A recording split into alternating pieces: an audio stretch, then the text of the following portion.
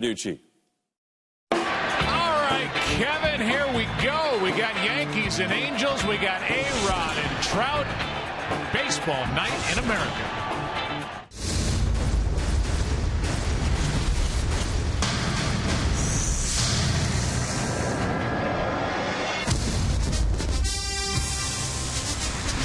The weather is absolutely ideal in the New York area, whether you're playing baseball or you're running in a horse race. They're packed in, getting ready for this matchup between the Los Angeles Angels of Anaheim and the New York Yankees of the Bronx.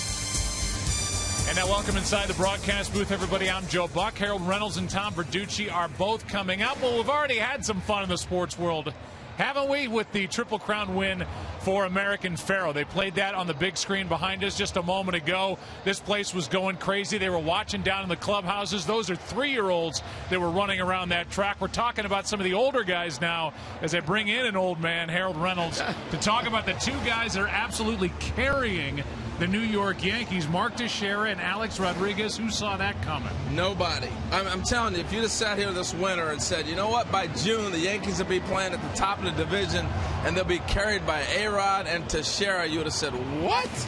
That's what's happening, folks. These two have been carrying this club. The Yankees are winning by home runs. You look at Alex, he's got 11. Mark Teixeira got 17. He's healthy again. He's playing great first base.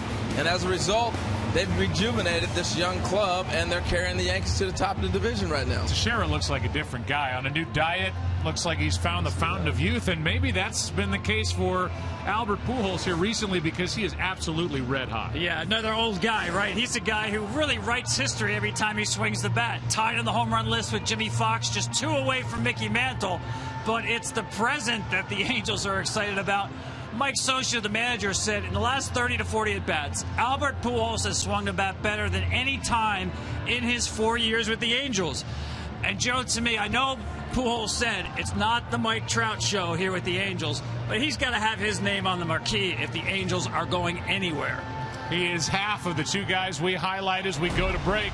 The two first basemen, Mark Teixeira, Albert Pujols. Good matchup. Should be fun. Baseball night in America. Yours next on Fox.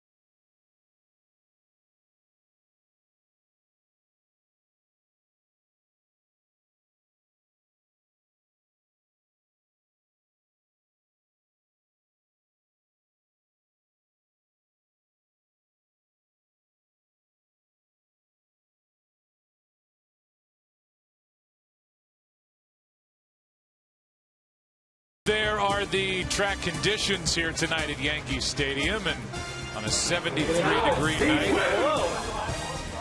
There's a look inside the Angels clubhouse as American Pharoah is making its way down the stretch.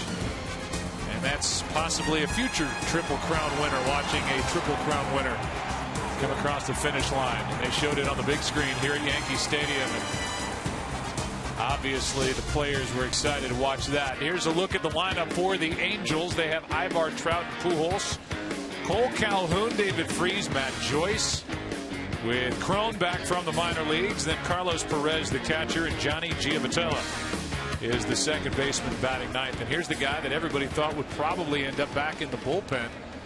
When Tanaka returned this past week in Seattle, he's been so good, he keeps his spot in the rotation. Off we go. First up, Ibar, ball one low.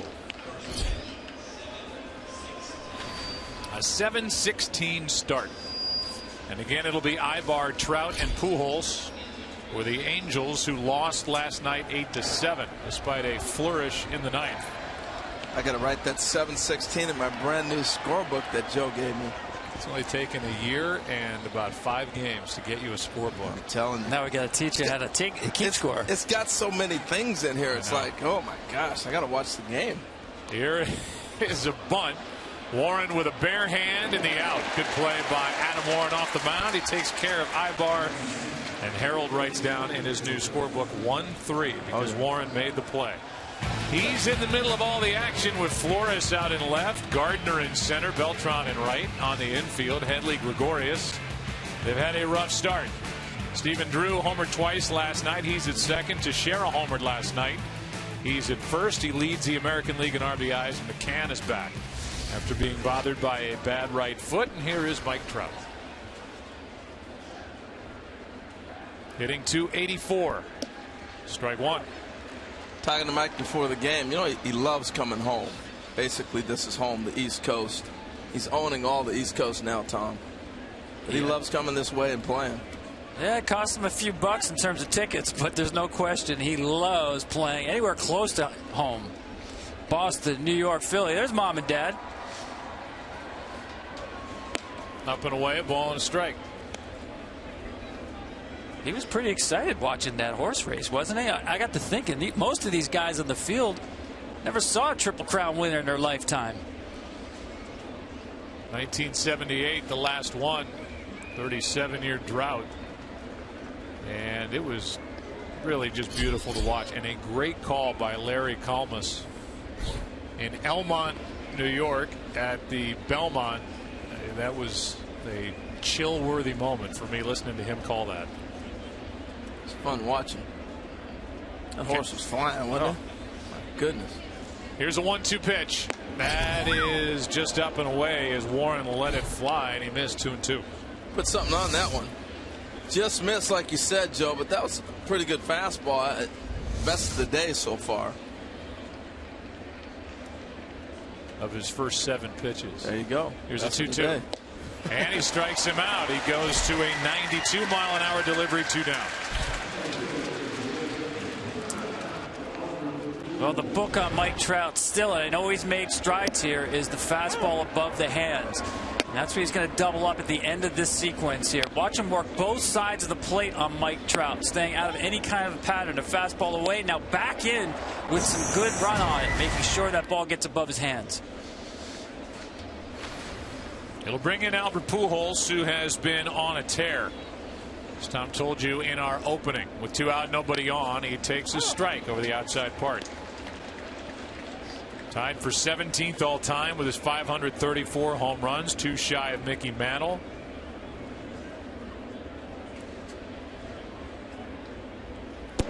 That's over but low, a ball and a strike. Got a chance to watch Albert in the cage today. Lightning. He's got hands back. He's healthy. Bat's getting through the zone. He said, I'm still tweaking a few things, but he's looked as good as they've been talking about for a while. Down and away, 2-1.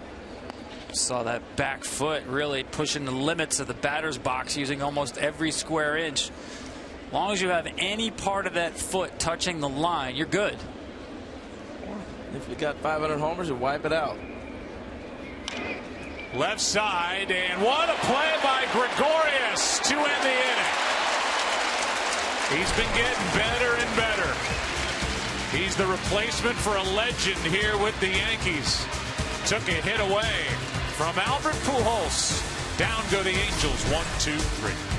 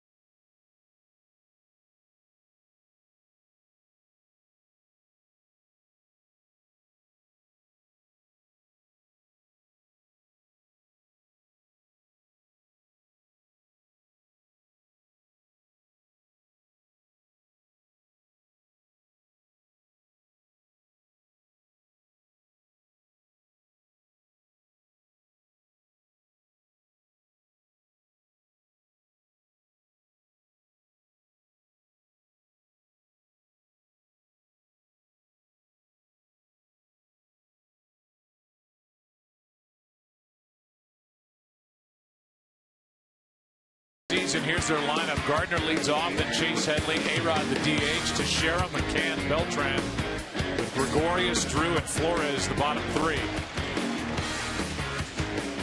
Garrett Richards, his season was derailed last year when a gruesome knee injury August 20th at Fenway Park ended his year. He was in the Cy Young conversation, was 13-4, and ERA just over 2.5 at the time. He started out this season well. He has that record you see of 5-3, coming off a win, a bigger ERA over his last 3 starts. But he is again just rounding back into physical shape. His stuff is front end of the rotation worthy. Oh, it's electric.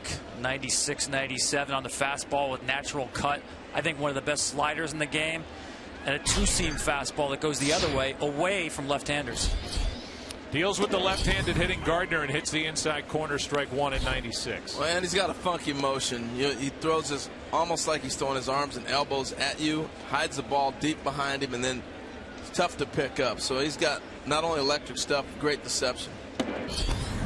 Harold, it looks like he's aiming to throw the ball in his own dugout on the third base side, and all of a sudden changes his mind and said, wait a second, the plate's over there. Watch the shoulders. Closed, and now it opens up. Crossfire action. Hides it a long time. Here's a 1-1 pitch to Gardner. It's upstairs, 2-1. You know, Joe, I got the sense in talking to Mike Scioscia before the game, when we were all talking with him, that he feels like Garrett Richards is one of those throwback type horses that a guy can throw 125 pitches and not bother him. Did you get that feeling? I did, and there's a lot of conversation, not only here in this ballpark in the two managers' offices, but really around baseball, about potentially teams going to a 6-man rotation, trying to take the load off some of these younger hurlers. The Yankees are going to get Pineda an extra bit of rest. They've scratched him for tomorrow. Here's the 3-1. That's upstairs, a leadoff walk. And Mike Scioscia, who is a throwback manager, was a gritty player, longtime catcher for the Dodgers. I don't think he buys into that. And for a guy like Richards, you want to get him out there as much as you can. Yeah, he's keeping his big horses on their regular turns and put Matt Shoemaker in the bullpen and skipping Hector Santiago to make sure these guys pitch on the 5th day. I thought also the intelligence of the conversation was the fact that he said it's going to affect the bullpens. You got to carry more pitchers. You got to have the guy on the bench that can play all over the place. A lot of things that affects on how you shape and form your roster if you decide to have 6 pitchers as starters, that is. I think Garrett Richards thinks he's being squeezed. That pitch missed to Headley, who's off to a 254 start. I think Garrett's on to something. That's a couple pitches I thought to Gardner, too, were pretty good. Throw behind the runner, and Gardner, who had a big lead and an extra step, just got back in time. Yeah, that pitch before you talked about, Joe, as you see the pickoff here, Gardner with the strong secondary lead. But the natural cut on Garrett Richards' fastball as an umpire and even as a hitter, you can't give up on that. And the ball looked like it was going to stay out, and it ran back over the outside corner with that late cut at 96. Tell you what, Chase Headley's lucky he didn't get drilled right there. That's the danger of being the left-handed hitter. The guy throws the first like that. It wasn't a snap behind his body. That was, you better duck, I'm coming through your head. The average lead, if you get about 12 feet, it's about average. If you get bigger than that, then you got a pretty big lead. That's to the right side and through the second baseman, Giavotella. Going to third is Gardner. First and third, nobody out for the Yankees in the first. Hard hit, tricky hop. First and third, nobody out. Well, he turned on it. You know, this is the advantage of having that left-handed hitter with the hole open. He's trying to shoot the ball that way anyway. This is just one of those balls that ate him up. I don't know if he could have got his body in front of it and maybe tried to square it up and knock it down. It was just hit too hard. One of those short hop balls by him, they're going to rule it a hit. It'll bring in Alex Rodriguez, who had 4 hits last night. Lately, the extra base hits have been down, only a couple. Over this stretch, he had an 11-game hitting streak snapped recently. But his numbers are fantastic. First and third, nobody out. Ball one in the dirt. Well, we touched on it when we did the Yankee game in April. You know he can always hit. That hand-eye coordination and ability was always there. That's a shame about the suspensions and what he went through.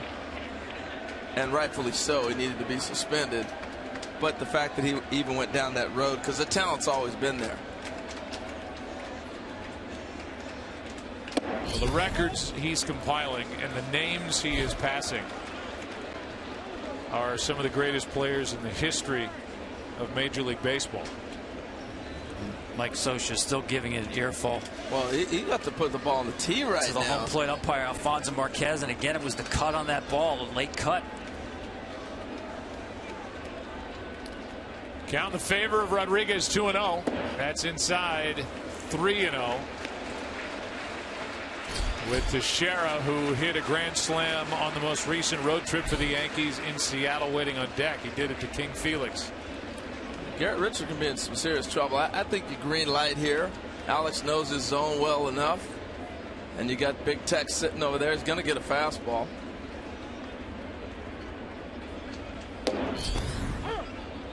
Didn't want it. 3-1.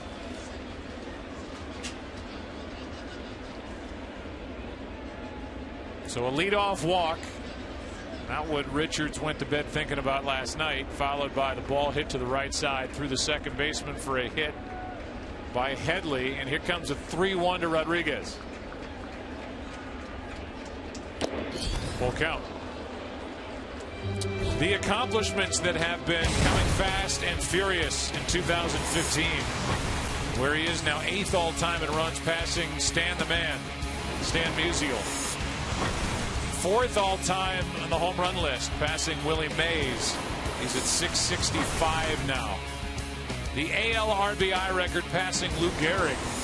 He's passed some big names, man. And then passing Barry Bonds. He's number 2 all-time on the RBI list as the count stays full. I think coming into the season for a guy who's going to be 39 and spend the year at that age, coming off a full year off. He's had the hip procedures. People thought he'd be stumbling around and wouldn't be able to do anything. And he has been fantastic and is having more fun this year talking to him before the game than he's had in a long time as he takes a walk.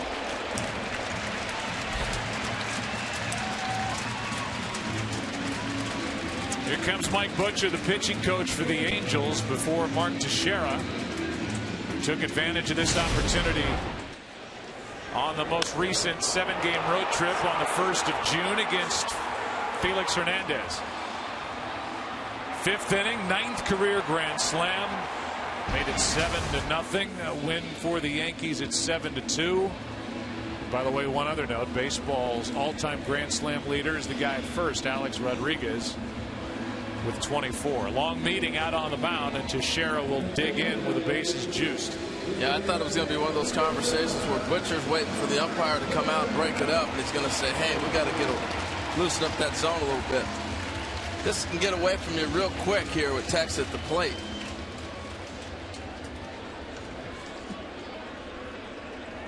Alex always coaching. He's right here, and he's over there. Bases loaded for Teixeira. Into center field. Back is Trout in front of the track, and now a foot on it. He makes the catch. 2 runners tag, and it's 1-0 Yankees on a sac fly by Teixeira. Gardner scored, and Headley with good base running ends up at third with 1 out. Yeah, and I like what Alex Rodriguez did right there. We see a lot of guys tag up at first base, and if that ball happens to land, you don't end up going. He gets to second base, stands right by the bag. If he happens to drop it or the ball falls in, he's at the bag and he can come around and score.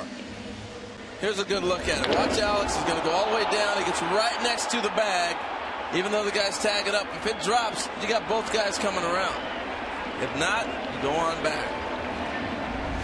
With his speed now and the way he's jumping around a little bit, he's not going to tag up at first and outrun that throw to second anyway. Now McCann first and third, 1 out.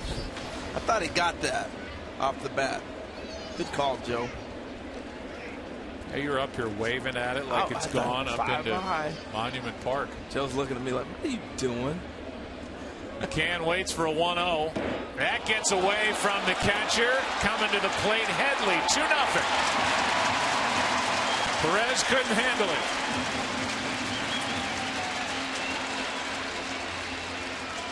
And it's a wild pitch to make it 2-0 New York. And Garrett Richards just looks all out of sorts this inning. This looked like we see the target there. He wants it down and in. Release point not there, just sails away to the arm side. He's just trying to find something right here to get into rhythm. Well, and the first thing I thought about is, okay, now let's see what Garrett's made out of. It's been a rough go here for the first 1/3 of the inning. See how he does the rest of the way. Rodriguez went down to second on that wild pitch. This one's low, and the count goes to 3-0 on McCann. And the first inning differential's been good for Joe Girardi, who's in his 8th year here in 2015. Swinging on 3-0 is McCann. And you know what happens a lot of times after watching Weaver pitch last night? You got pop flies that are end up in the seats here in New York, and everybody knows the ball, you can pop a ball up and get it in the seats in right field. It looks like Richards is kind of taken away from his game and making sure I keep a ball away. Maybe that conversation was, get back to your stuff. They beat you, they beat you. That's hit in the air to right, back at the wall. Goodbye, 4-0 New York. Home run number 9 for Brian McCann.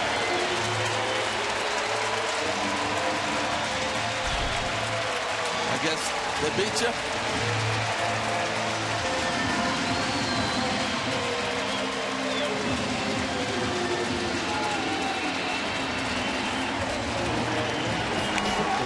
Well, I said it earlier, it can get away from you real quick in this ballpark.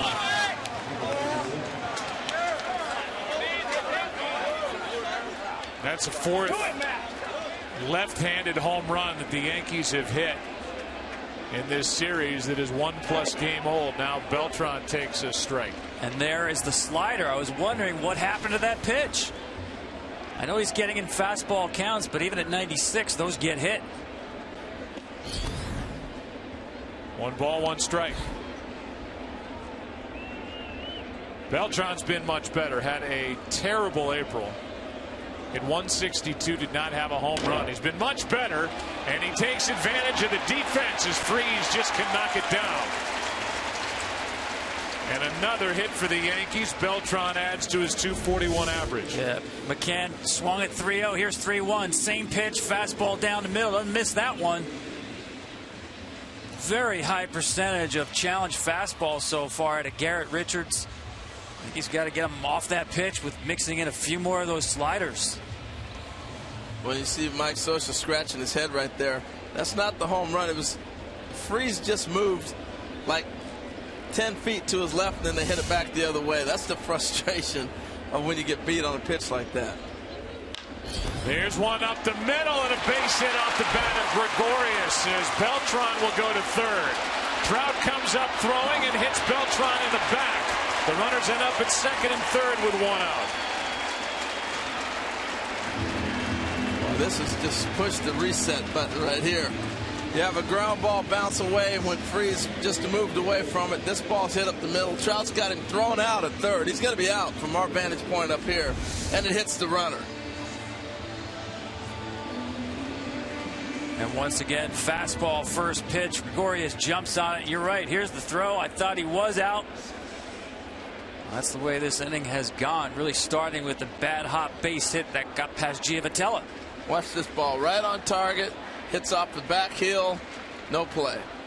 And no error on the effort by Trout. He has not committed one this year. Now the infield has to come in for Stephen Drew. Strike one. Drew started last year late, signed late with the Red Sox, didn't hit at all, ended up with the Yankees, and then he was brought back on a one-year $5 million deal. Showing signs of life with the bat of late, but still hitting just 173.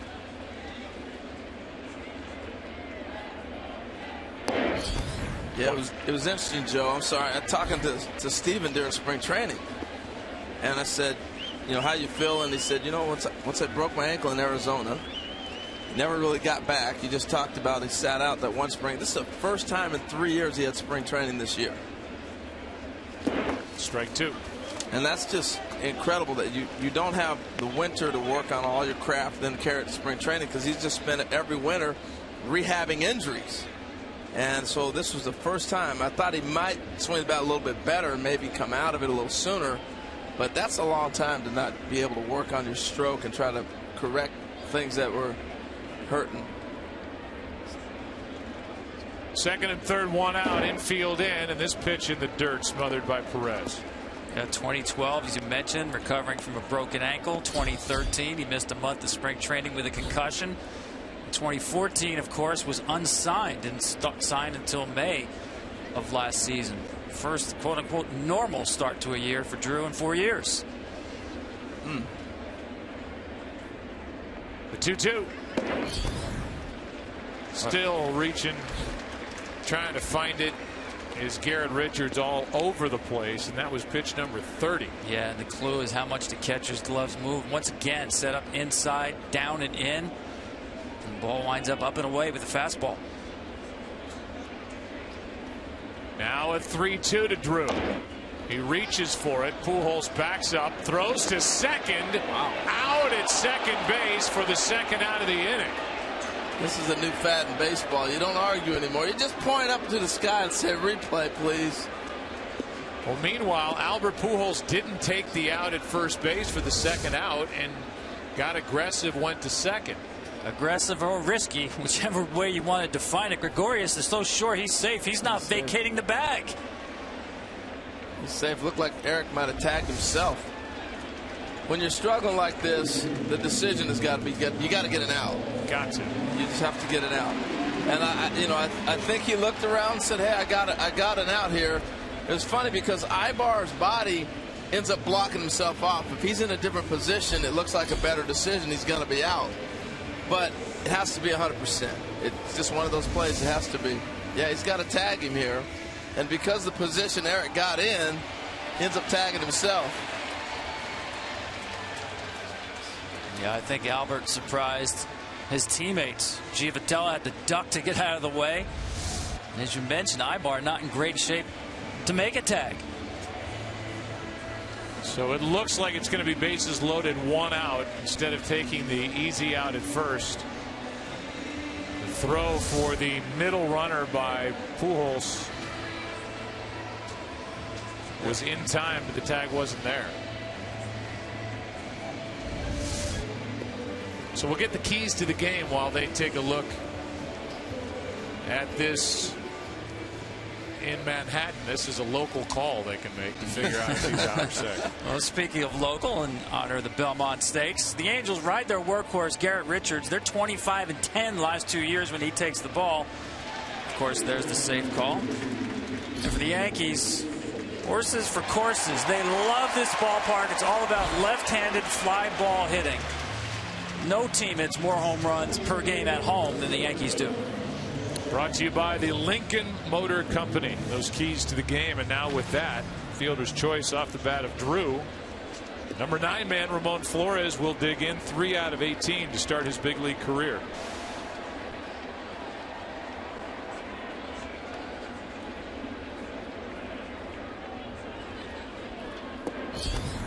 Ball 1 down. You know, I'm thinking about the play Albert made. You know, you're trying to make something happen. You're forcing things. You know the pitcher's been struggling. You want to try to get an out.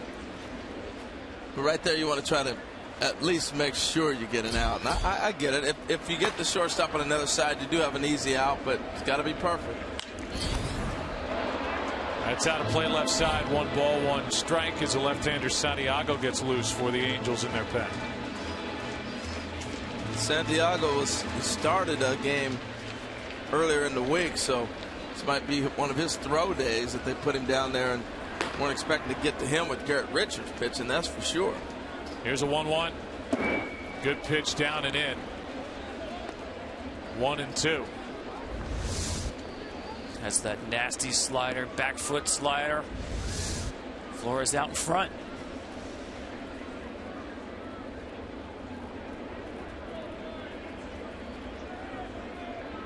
Here is a 1-2. A strikeout for out number 2. So Flores now 3 out of 19 to start his time with the Yankees, and the bases are loaded for Gardner, who started this mess for Garrett Richards with a walk. Just looks to me like he's got a better feel for the slider right now than the fastball. Those are 2 good ones back to back.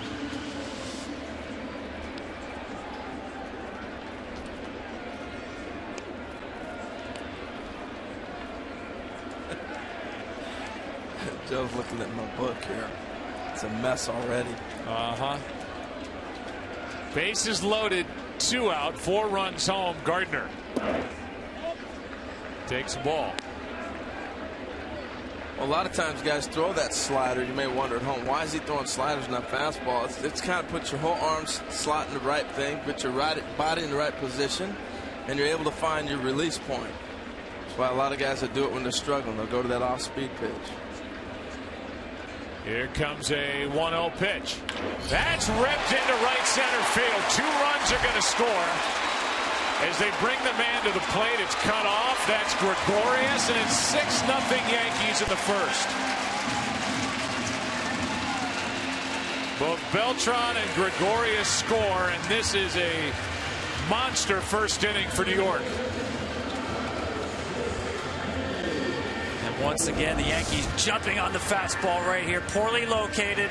This case, a case of being wild in the middle of the plate. And Gardner jumps on it. You saw the signal from Socha to buy a little more time to get Santiago ready. Never thought, like Socha did when walking to the ballpark today, he'd have to get his bullpen hot in the first inning of a game started by Garrett Richards. Well, just talked about, here's what Tom was talking about, buy a little time, go out and talk to him. Just talked about why they used the slider to get back in the game, but if you miss with it, then you know the fastball's coming, and here comes Big Mike now to get him. And that's it for Garrett Richards. He goes 2/3 of an inning in this start at Yankee Stadium, which is where he made his major league debut a couple of years ago. That's it for Richards in the first.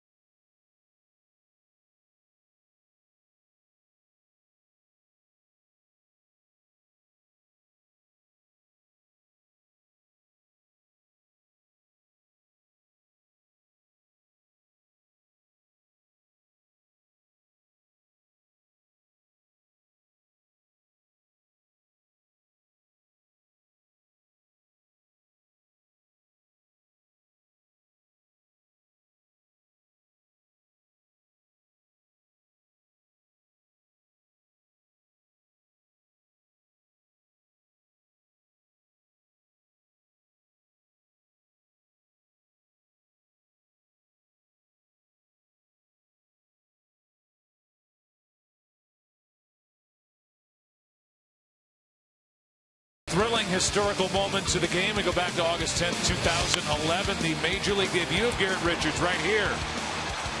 Following consecutive walks to start the game, it was Granderson who went deep. A 3-run home run. He hit a solo home run off Richards in the 3rd inning. Been called up from Double-A to replace the suspended Jared Weaver in the rotation. 6 runs, 6 hits in 5 innings. Not as good here tonight. Just 2/3 of an inning, 5 hits, 6 runs are home. A wild pitch, a home run, 2 walks, a strikeout. That's all. And now it's the left-hander Hector Santiago. He was going to get a little break from the rotation. Now Ramos, they switched up. Cesar Ramos takes over. It's Santiago up earlier. Shoemaker's going back into the Angels rotation on Tuesday. And Santiago's going to get a chance to take a little extra rest, and they use Ramos maybe to just try and finish off this long first inning as the count's gone to 1-1 on Chase Headley. And they could have had Chuck Finley and Langston out there. It didn't matter. They weren't expecting to go to the bullpen this early with Garrett Richards starting the game. Finley is not here. Langston is here. Not available, though. In the booth for the Angels. Here comes a 1-1. Chop foul, third base side, strike 2. Santiago is still up, so need you to believe that we'll see him before too long, maybe next inning. And Ramos has the job of coming in mid-inning to try to get Headley and end this long bottom of the first. They're going to have a hard time finding pitchers to take the ball here in future trips to Yankee Stadium. Jared Weaver hates this place. Fly ball pitcher, gave up a couple of pop fly homers last night. 1-2 pitch in the dirt. And Garrett Richards now 4 starts in this ballpark, has an ERA of 6.97 without a win. Well, the other thing it does is now you put in jeopardy the next 2 or 3 days. You know, when you go back-to-back nights giving up the runs like they've given up, you're in that bullpen. And that's what Mike Scioscia's thinking right now. How am I going to manage not just this game, but moving through the weekend and get to a day off before they can reset a little bit? Here's a 2-2. That's inside a full count. These are 2 clubs that have an off day on Monday. That's what afforded the managers to try to get extra rest for some of the younger arms in their rotation.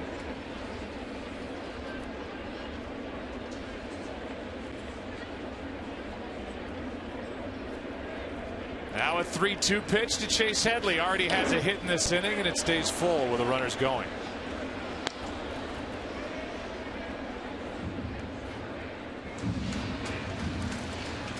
Talk about this Yankees offense as a group. They're 9th in the AL, hitting .247, but this is the 4th time already this year that they have scored 6 or more runs in the first inning. To me, it's stunning to see Garrett Richards get hit like that. I mean, his stuff is electric. You talk about some of the hardest pitchers to hit in the game. He's right up there. When I judge by the lowest hard hit ball percentage, how hard the ball comes off the bat. Dallas Keuchel, Sonny Gray, and then Garrett Richards, 3rd in this league. Yeah, but as you talked about, I don't care how hard you throw. It's hard to sneak the cheese by a rat.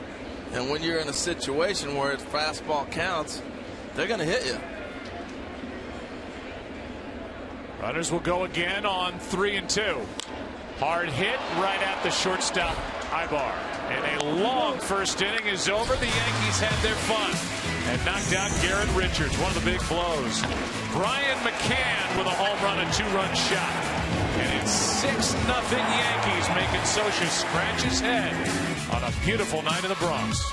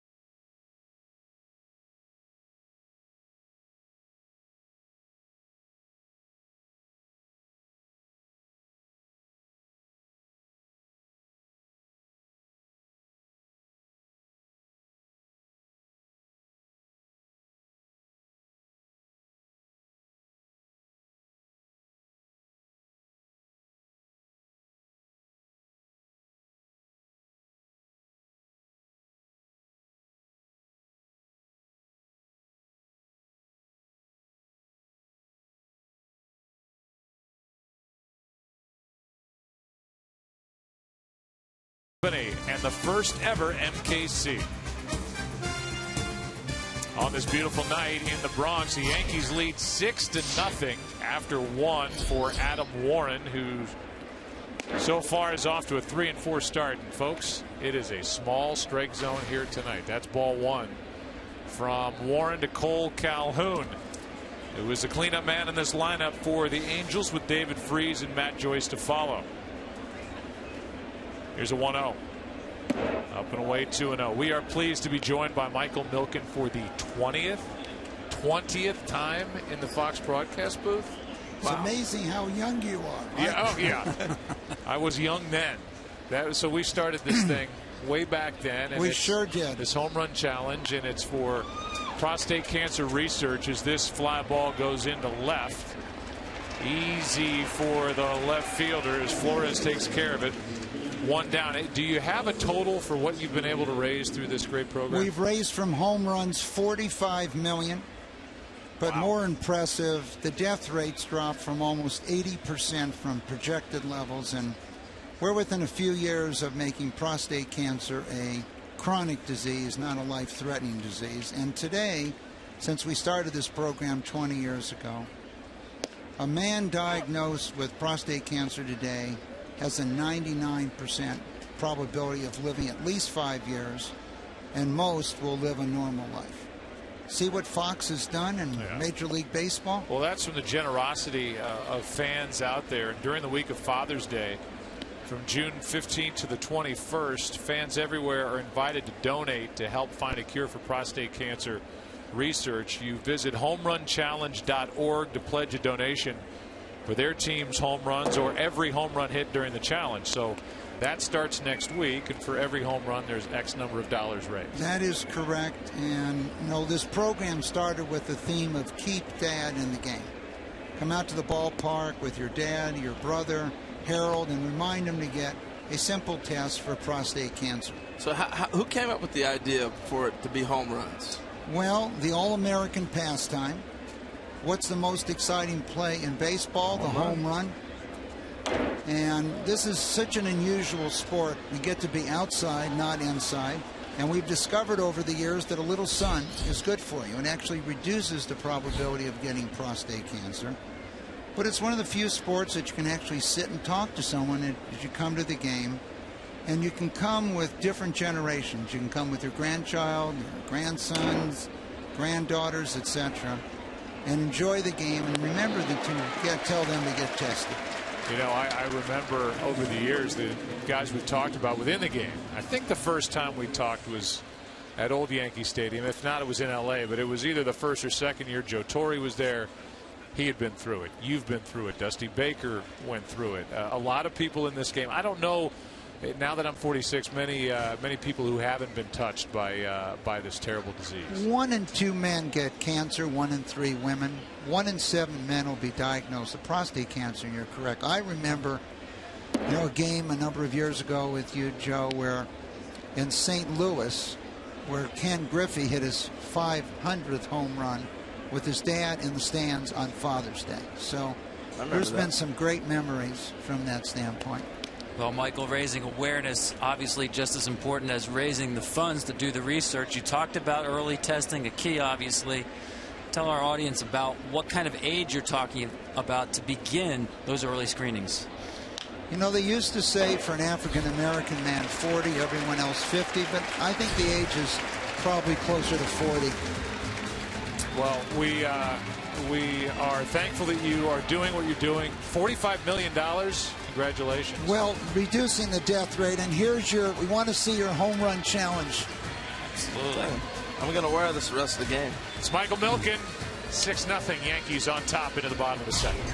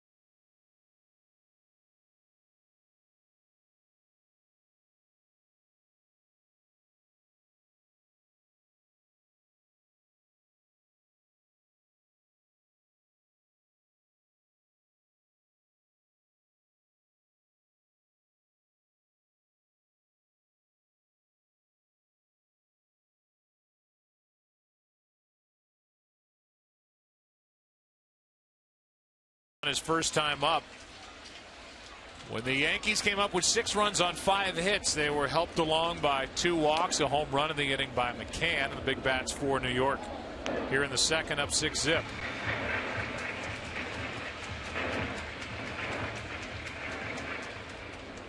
Santiago still throwing out in the bullpen. So who knows if we will see him or he's getting side work. We'll find out as we go along. 1 ball, 1 strike. Yeah, you would think by the way he continues to kind of hold off on his work, they might try to stretch him into this game and get some length again out of that bullpen. Here comes a 1-1 to Rodriguez from Ramos, and that's rocketed down into the corner. Foul. He's just getting better and better the more at bats he has. The timing just seems to be impeccable. He's starting to get it right. He loves DHing, and I think that surprised him a little bit.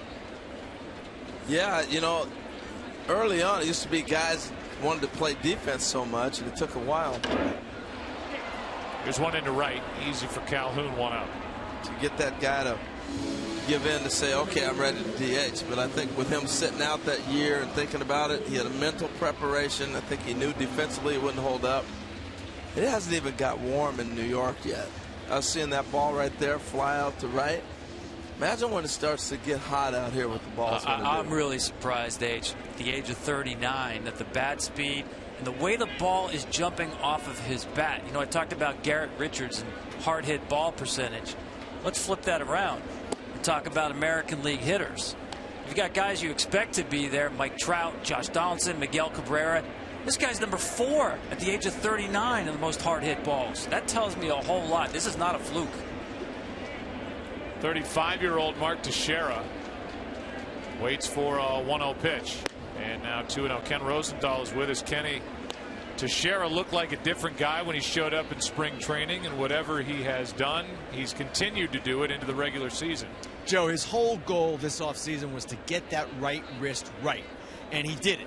What he did was he had a revised workout program, and he went to a gluten-free, sugar-free, dairy-free diet that was designed to reduce the inflammation all around his body, and we're seeing the results. 50 home run, 127 RBI pace coming into tonight. He told me yesterday, I feel like a kid again. I haven't felt this good in years. 2-2. So break a bone and go gluten-free.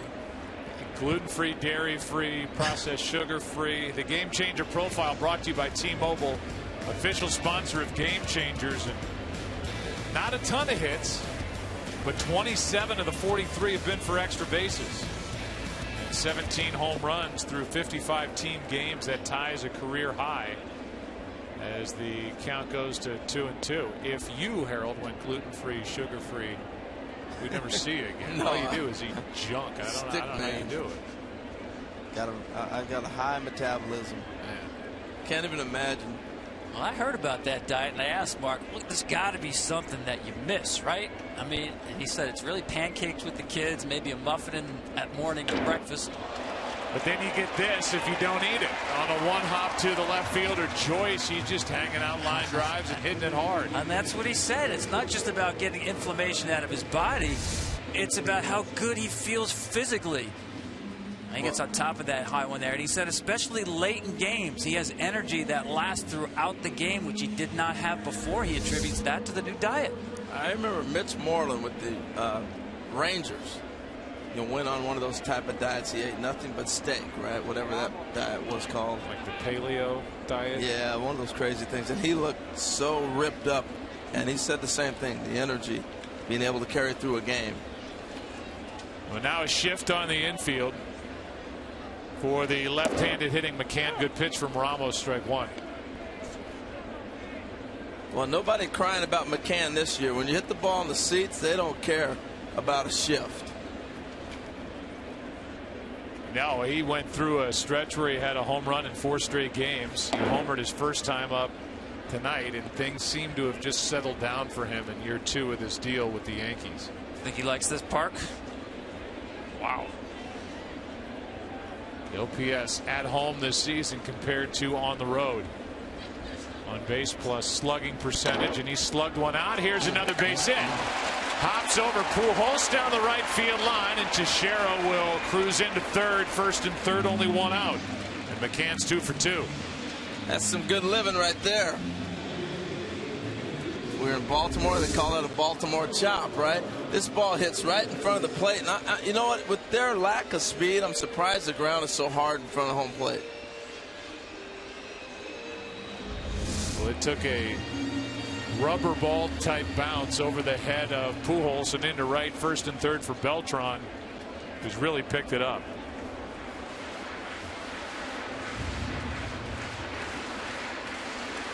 Here comes Scioscia. Yeah, I really think Ramos was on a pitch count, because you can't blow him out.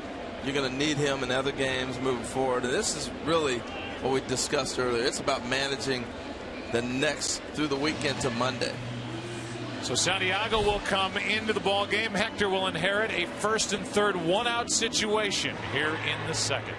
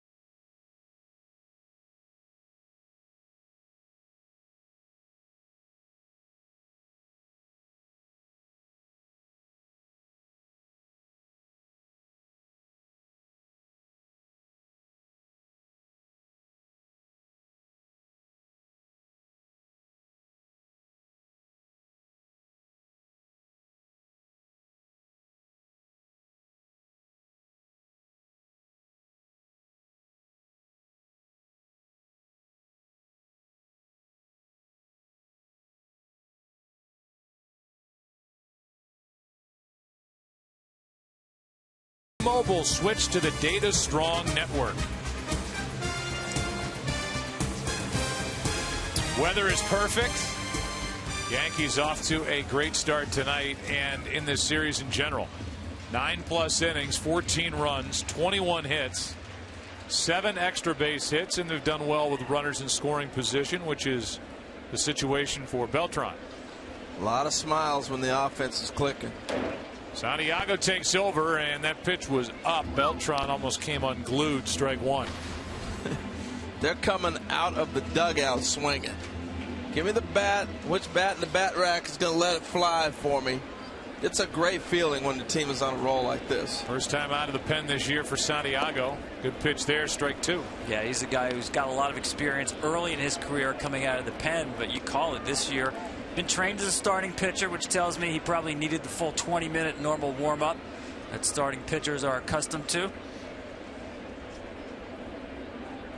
0-2 pitch. Little fly ball off the end of the bat will add to the lead as it drops into right. In to score is Teixeira, and it's 7-0.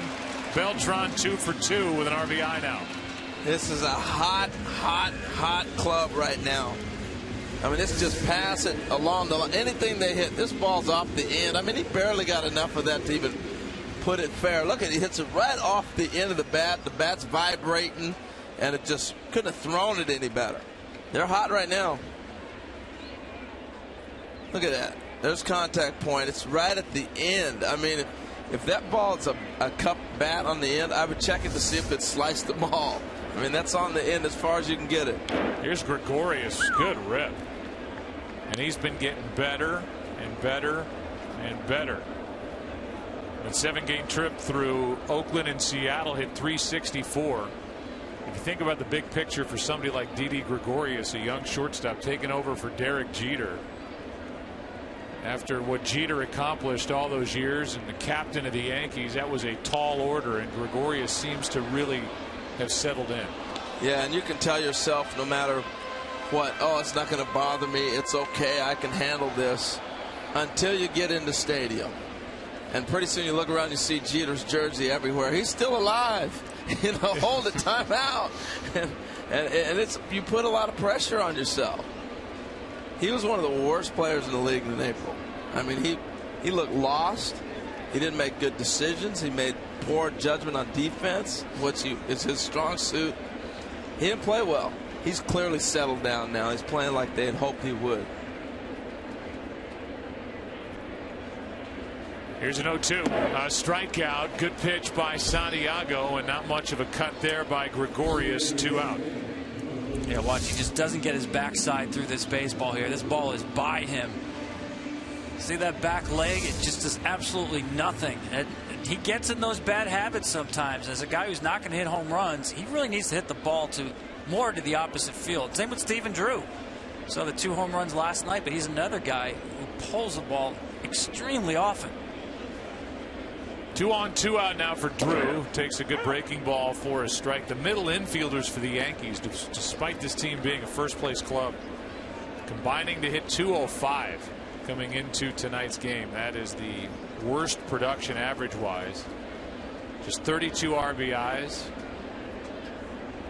Really not getting much from Drew or Gregorius, although they've shown signs of a heartbeat here lately. 1 ball, 1 strike. It's like watching the NBA Finals the other night. LeBron was just banging down, getting 2s, and here comes Curry and the boys hitting 3s. And the Yankees are winning on home runs right now. That's the difference. They don't manufacture a whole lot. Here's a 1-1. Fly ball into center. Trout will handle it. And that will make it a 1-run second. Good work by Santiago, but it's 7-0 Yankees after 2. Back after this from your local Fox station.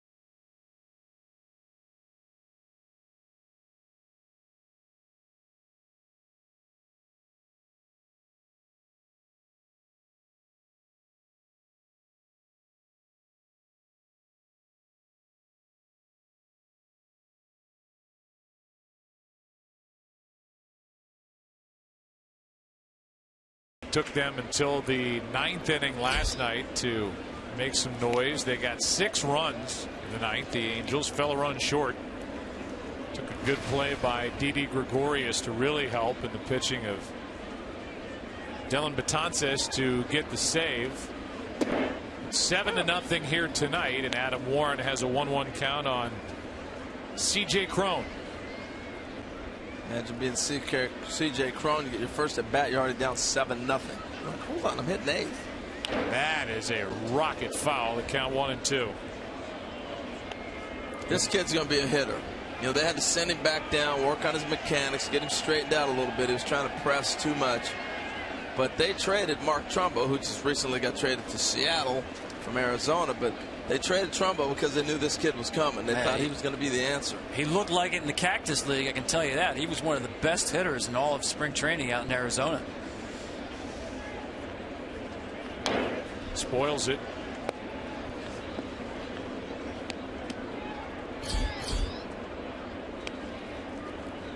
The DH spot has been a wasteland for the Angels.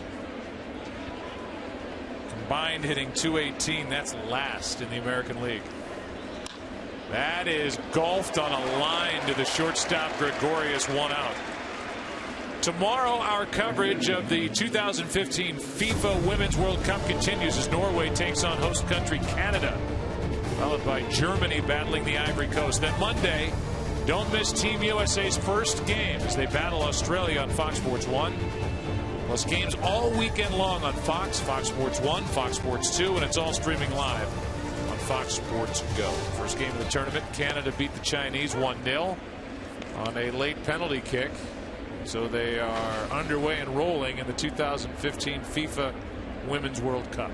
Even if you're not a soccer fan, the World Cup is a blast. No doubt. Here is a foul off the bat of Carlos Perez. And the count 0-2. Nil. That sounds so demoralizing. That's worse than 0. Right. Nil. Angels got to working on a nil right here. Okay. Nil hits too. Here is an 0-2. Down and in. I mean, it's worth talking about where these two teams sit within the division and within the real world of the American League. Here's a 1-2. That's inside. 2-2. The Yankees are in first place, and to me, in year number 8 for the guy on the right, this is his best job. Yeah. I mean, they are mixing, matching, piecing together. Ellsbury's on the disabled list. The rotation, they got to worry about every guy seemingly every night. Here's Beltran and right, 2 out. Well, he's definitely got an older club. I mean, even Beltran hobbling around out there in right field, you weren't expecting him to have to be carrying this kind of load in right. But I think it goes back to the pitching. You know, being able to maneuver through all the different complexities of each individual they have with their injuries has been pretty impressive. I can see how the Yankees can win the division because they do hit home runs, and if they have a lead late with those two guys at the back end, Betances and Miller, they're going to win the game. I have a hard time seeing the Angels' path right now because I think they're at least one bat short. You mentioned DH, left field has been an issue. A hard time seeing what their winning personality is, and they've been around 500 for the first 2.5 months of the season. Giovatello with 1-1 count. What would Cole Hamels and Ryan Howard do for this team? You're still on the hole. If you get Hamels, you get Ryan Howard. Package deal. We've heard that for 3 weeks. Yes, we'll continue till it happens. There's where the Angels sit right now. Everybody looking up at the Astros, who lost earlier today to Toronto. Surprising Astros on top in the AL West. The Yankees on top in the AL East. And tonight, 7-0 as we go to the bottom of the 3rd inning on a beautiful night in this great city.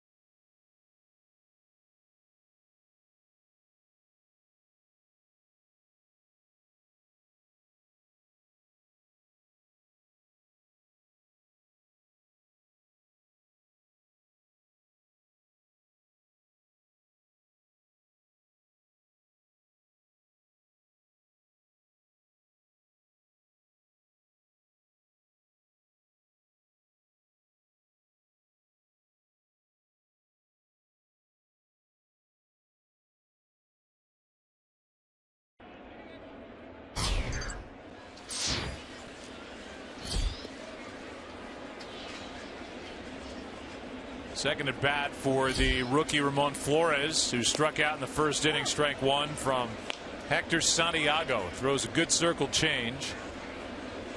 He's got good stuff coming off a bad one. He and the Angels blew a 4-0 lead after 5 innings on Wednesday against Tampa Bay. The Angels lost that game 6-5, and with that lost the series 2-1. 1 out.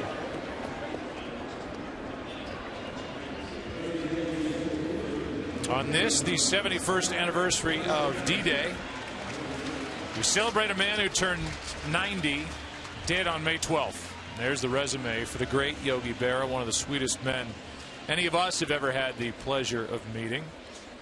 And we ask you to sign the petition and try and help award that Hall of Famer, Yogi Berra, the Presidential Medal of Freedom for his military service, civil rights, and educational activism.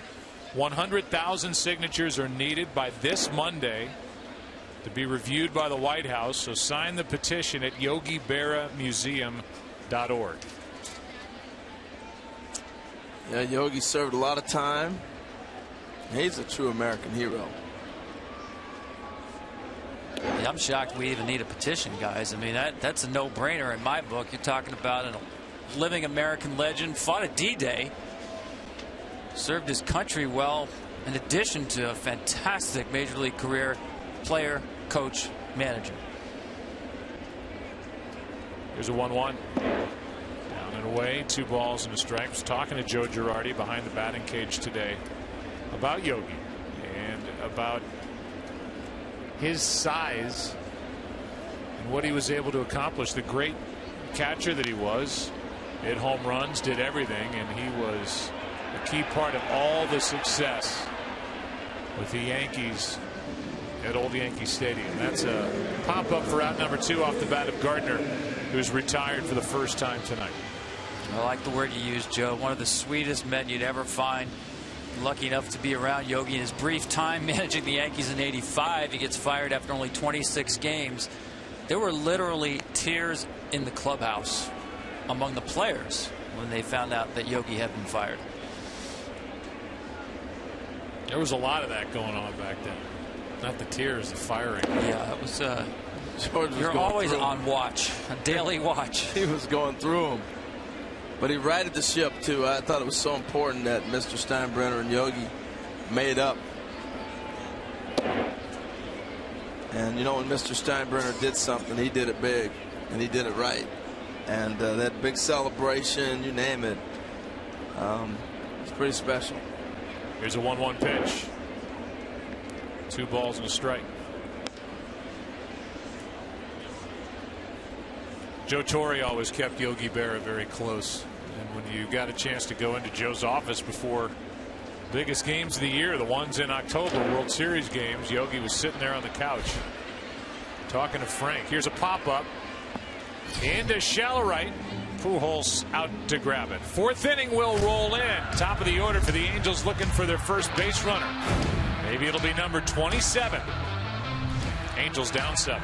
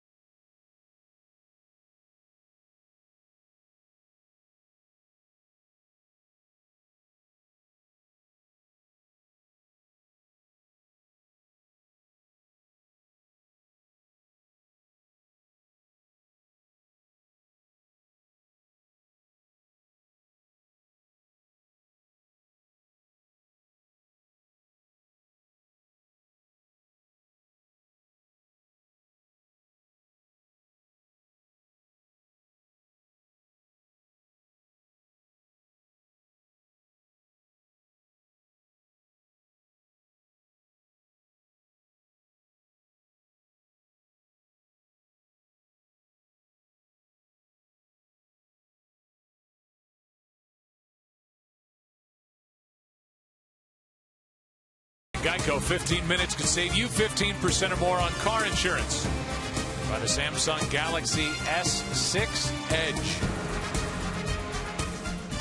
Fourth inning rolls in while the Yankees have piled up 7 runs on 8 hits and knocked out the Angels starter Garrett Richards, one of the better pitchers in the game. Adam Warren has rolled right through 3 perfect innings. First up, Ibar bounced back his first time up, tried to bunt his way on, and Warren made the play. A strikeout followed, and nothing really hard hit against Warren to this point.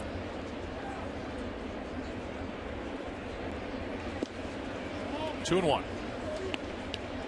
Yeah, Adam Warren, to me, kind of an underrated pitcher because not one pitch really jumps out at you, but he does throw 5 pitches and commands them all well enough to throw at any time.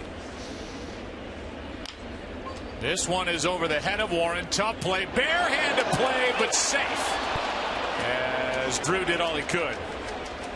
And an infield hit. The first base runner for the Angels, it's Ibar. It's a terrific play. I think that's the biggest area, well, one of the biggest areas, I won't say the biggest, where the infield play has changed. The barehand play in the middle of the diamond. You used to see it at third base, but now you see everybody barehand the ball, middle infielders consistently. Now I know Drew was more of a shortstop, and he would do that occasionally, but you just didn't see it a whole lot before. I think this generation of infielders does that a lot. Well, if the Angels want to have any hope here in the middle innings, it may rest with what happens the rest of this fourth.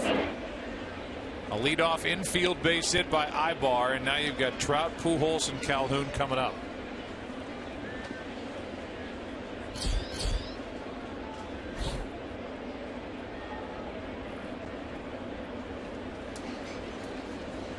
Here comes a 1-0. On the outside corner, good pitch from Warren, 1-1. And that's the difference right there. The slider he came back with right there on that pitch. That's usually a fastball. You know, last time we watched Warren, it didn't seem like he had an out pitch. Remember that early in the year? Now he's able to mix and be able to get guys out on certain pitches later in the count. That's a rocket caught by Headley. Can't hit it any harder. Headley with a perfect play and a diving catch to his right. Great play. This ball's actually down and away a little bit. Mike reaches for it. That's how strong he is and hammers it. Great reaction by Chase. He doesn't really take a step in the dive. He just dove. Great play.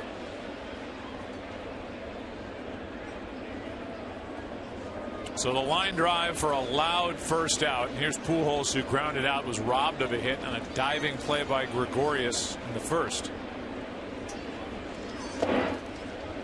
That's scooped up by McCann. Ball 1.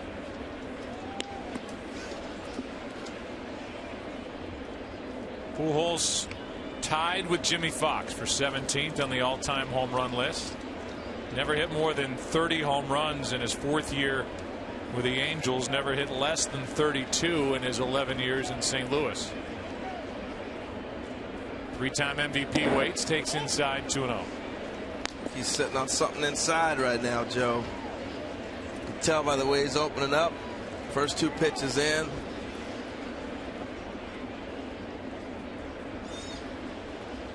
Well, he's been on a home run tear. Tied for 4th in the American League with his 14 this season. And our open is a long time ago when Tom Verducci talked about Mike Scioscia saying this is the best stretch we've seen Albert Pujols since coming to the Angels. And I'll go back to spring training. Don Baylor, the hitting coach, watching Albert take BP, just launching bomb after bomb. 3-0. Said, you know what?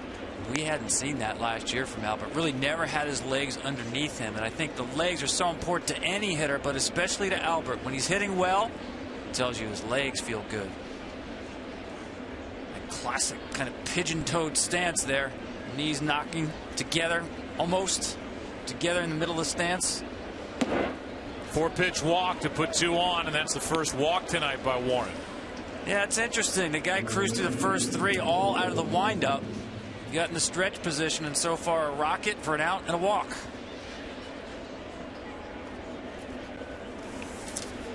It'll bring in Cole Calhoun. And Joe, you talked about the DH spot for the Angels. This is also the other one. Calhoun's hitting fourth. He doesn't profile as a 4-hitter. You know, so I think this is another spot where the lineup, they need that fourth guy behind Albert to lengthen that power in the middle. If Calhoun was hitting second or up in the lineup a little bit and you move Trout to 3 and Albert 4 and another guy 5, you got something powerful to work with. That breaking ball misses as Warren stared in a little bit after that pitch was called ball 1 instead of strike 1. You still got Ryan Howard on your mind, I can tell. You got him. You're filling out that lineup card with Ryan Howard in the 4-hole. It would be a nice fit. I don't know. It's a lot of money. Here's a 1-0. Fouled away. Ken Rosenthal is with us. You want to jump in on this whole Ryan Howard thing, Kenny? He's not coming to the Angels, Joe. I can assure you of that. Because they don't want a pure DH. They've got Albert that they need DH days for on occasion. Trout rotates into that spot. Freeze. Anyone, really. What they need is either a player who can play left field predominantly or some first base. Someone like Ben Revere of the Phillies, who they've talked about. Adam Lind of the Brewers would be another fit. They're thinking that maybe Matt Joyce and a healthy Colin Cowgill and Kirk Neuenhuis can fill left field. But if not, they can go get that player or go get someone who can play first base as well. Those guys are going to hit fourth? I'm not saying they're hitting fourth, but Ryan Howard will not be hitting fourth for the Angels this year, Harold. Trust me. I'm trusting you. You're pretty good at that stuff. 2 balls and a strike with 2 on, 1 out. That's down 3-1, and the Angels are thinking this is the inning. They jump back into this game. I love it. Ken's so fired up. They don't just hand Emmys out, and Kenny's an Emmy award-winning reporter. I love getting him going. He works so hard, man. Trust me, Harold. Oh, yeah. When he drops that on me, he'll probably text me next. Told you. And I hope Ryan Howard goes to the Angels. Here's a 3-1. That'll load him up. Let's go for a game break. Here is Kevin Burkhardt in Los Angeles. Go ahead.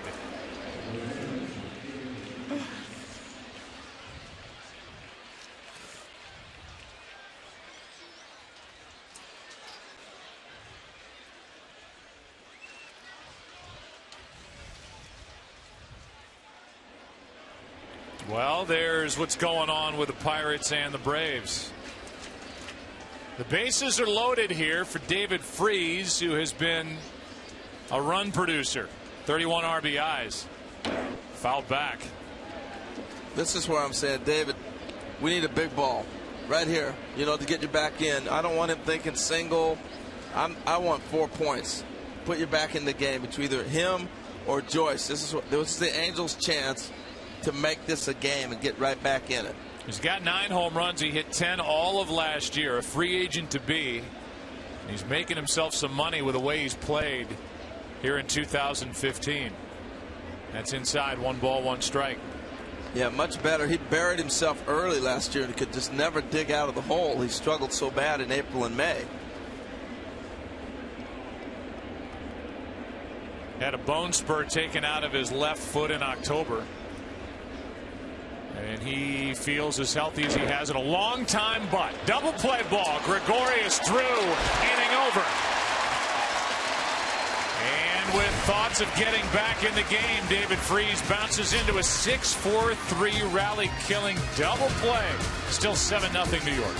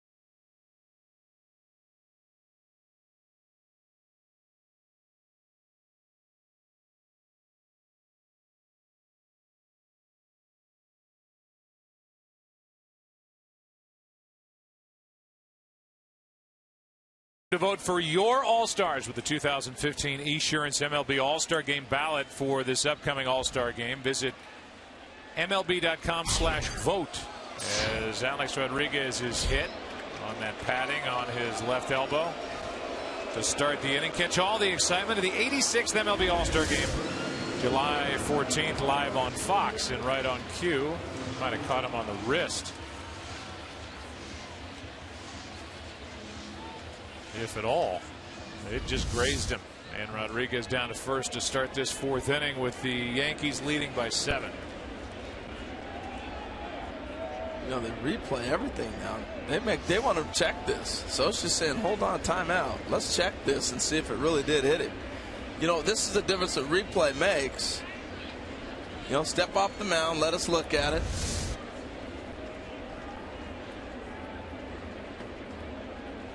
You can't see it. Here's a better look. Too late now. Not definitive. I think that's the key. Yeah. But I thought it was interesting, the fact that that was not in play last year. You couldn't ask, did it hit it? Now everything you can ask, seems like. This one is outside, 1 ball, 1 strike. You know, when you talk about, Tom, the fact that the Yankees are in first place, and then you back that up with All-Star Game voting. When's the last time a Yankee team's been in first place and nobody on their roster is in first or second place in the All-Star Game voting? Strange days indeed. I mean, go back to last year. Either the Yankees or the Red Sox had a single vote in the MVP award. First time that had happened. Yeah, but that's a little bit different than the fan vote for the All-Star Game. You know? It sounds like we're going to have the Royals playing against the Cardinals in the All-Star Game. The support those two teams are getting. That's on the inside corner for out number 1. Check this out. Attendance way up, and of course the exposure of that postseason run all the way to Game 7 of the World Series certainly helps the vote totals for the Kansas City Royals. Well done by Carlos Perez, the catcher. Framed that pitch. Teixeira thought it was inside. 1 on, 1 out. At the start of the day, the Yankees leading Tampa Bay, and they're taking on Felix Hernandez and the Mariners later tonight by half game. Houston leading in the West by 4.5 at the start of the day over Texas. And in the Central, it's Minnesota leading the division over Kansas City. Detroit, they've lost 8 in a row. And they're leading right now the White Sox 2-1, but Detroit's 5 games out. And struggling.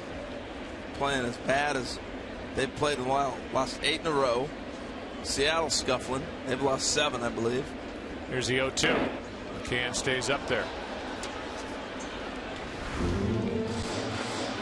There you have the Tigers situation with Brad Ausmus pictured, a .214 team average. Yeah, the last 8 games the offense has gone cold, but throughout the season, Joe, I think the biggest problem, hard to say this about a Tigers team, but it's true, it's been their rotation. A strikeout of McCann. 2 out. While we're talking about the Tigers, let's get an update. Kevin, all yours.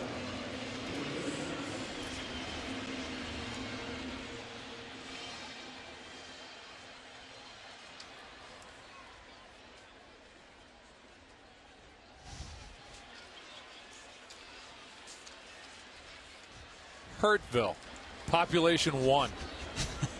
Here's a ground ball left side. That's Freeze. Inning is over as Beltran grounds into the 4th out, and we go into the 5th inning. It's all Yankees tonight on a Saturday so far, up by 7.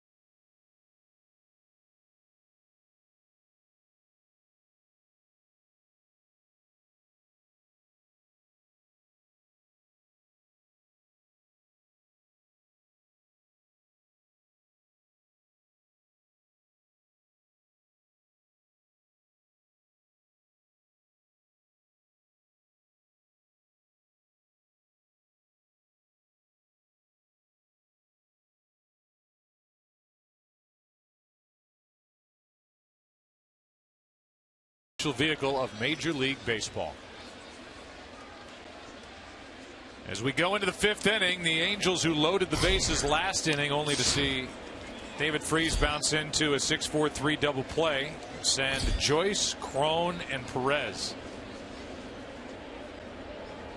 against Adam Warren. We had a chance to visit with Joe Girardi during the break, and time called at the plate by the home plate umpire Alfonso Marquez.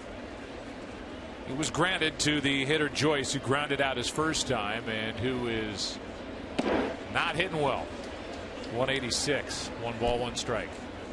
Yeah, when you're struggling like that, you have a couple nights look like he started to come out of it, hit some home runs, and hasn't been able to fully put it back on track yet. Here's a 1-1. You said when we were talking about it, Tom Verducci, that you just didn't see how it comes together for the Angels in 2015. This is a team that won the division last year. They were scoring runs. They led the league in runs scored. Very different story this year. And I'm with you. They seem to be lacking in this lineup. It's just not right. And the Hamilton situation has got to linger over this team for the rest of this year. Yeah, I mean, listen, when you pay $63 million for someone to go away, I don't think you have reservations when you're talking about the front office. But the fact is, he was a home run threat, legit middle of the order type hitter. Matt Joyce is going to be a key one way or the other. And this next month or so, I think, will dictate how aggressive they have to be to go get another bat. When you look at the way they defend Matt Joyce with the overshift, you'd think he's a 40 home run hitter, but he's not. He rips this one fair past the diving Teixeira down the right field line for a double. That pitch was up, and Matt Joyce just smoked it. And that's how the 5th inning begins. Well, and Tom, to your point, we get caught up in slugging, right? Right here, this is a double. So you're going to look at it and say slugging, and you'll think that's power, but this is a ball that ticks off the first baseman's glove. You know, so now when you start talking about Matt Joyce, you're thinking power. 40 home runs is power. Yeah, but I think he's gotten actually better this month. He's actually started to turn things around by hitting some more balls the other way. And I think when he's at his best, primarily a pull hitter, but uses the entire field, that's something he was not doing in April. Here's Crone, who lined out his first time, takes a strike. Some guys just look like they can hit. Crone looks like a hitter, doesn't he? Yeah, he reminds me of like a Troy Glass when he was there. Yeah. He just looked, I can hit. He stands up there like he's just going to hit it off the end of the earth. The 0-1 pitch. Woo! Big rip. Even Trumbo. I mean, I was surprised he got away from the Angels when he did. Now he's away from the Diamondbacks, and he's back in the division playing for Seattle, and the struggling Mariners picked him up as they sit there 9.5 games out in the AL West. And look at those numbers. I mean, that's a huge issue. You either have to provide power or somebody who gets on base. They do neither. Well, you're giving the DH. You're giving an offensive player. They gave it to you. Here it is, American League. Here's a free offensive player. And that's the production you're getting. Not good. But again, I think this kid hasn't had the opportunity to see what he can do yet.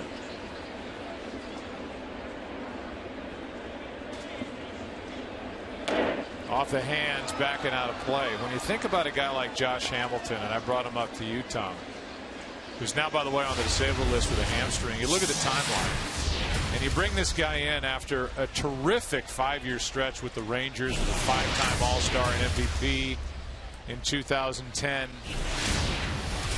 And it just didn't work out really from the beginning. The numbers were down across the board in his time with the Angels. Here is a ball that gets away from Warren and hits C.J. Crone, and all of a sudden the first 2 are on for the Angels here in the 5th inning. But when you give somebody $25 million a year, he has the relapse in February, the self-reported relapse. And as you said, they're paying $63 million for the guy to go away. He's in the division. And this team was set up to have Trout, Pujols, and Hamilton. And that's a big piece. For whatever reason, whether the relapse or just not being very good, that isn't there. Yeah, it's kind of a shame, I think, as a baseball fan. We never really saw those 3 guys hot at the same time. Because on paper, 3 MVPs, you went, wow. Can't wait to see that in action. Really didn't see it full throttle. And I think that was the risk the Angels knew they were getting into. They should have known anyway with Josh Hamilton. The issues off the field, yes, but even now, as we're seeing with the hamstring, a lot of physical issues. That body, that big body of his, has gone through a lot. Well, when you hear the Angels are looking for an outfielder that hits left-handed, you go, oh wait, didn't they have one? His name is Josh Hamilton, and they were paying him $25 million a year. And you know, as you said, after the 5-year stretch with the Rangers, he was just not that same player the minute he left Texas. Now he's back. Here's a 1-1. That's into center field. Off the bat of Perez. Drifting is Gardner. Tagging is the lead runner, Joyce, and he'll make it to third with 1 out. Joyce looking like Usain Bolt there. Got the starting blocks. Yeah, he got the start. He didn't mean to get down there, but he did. Perez right here stays with this ball, but watch Joyce here. He stay with this in a second here. They're going to show you. He's going to go back, and Joe, you get a kick out of this. Watch this now. He's going to go back. Let me get my blocks. Little slip and push up. Well, Ken Rosenthal is with us. I know, Kenny, you're chomping at the bit to get in on this Hamilton conversation. Well, what's interesting to me, guys, is the contrast between the way the Angels handled Hamilton and the way the Yankees handled Alex Rodriguez. The Yankees didn't eat the money. They didn't give him away. They stayed with him, even though there were some in the organization who probably thought he'd get hurt and maybe that would end it. The Yankees are getting the benefit of that.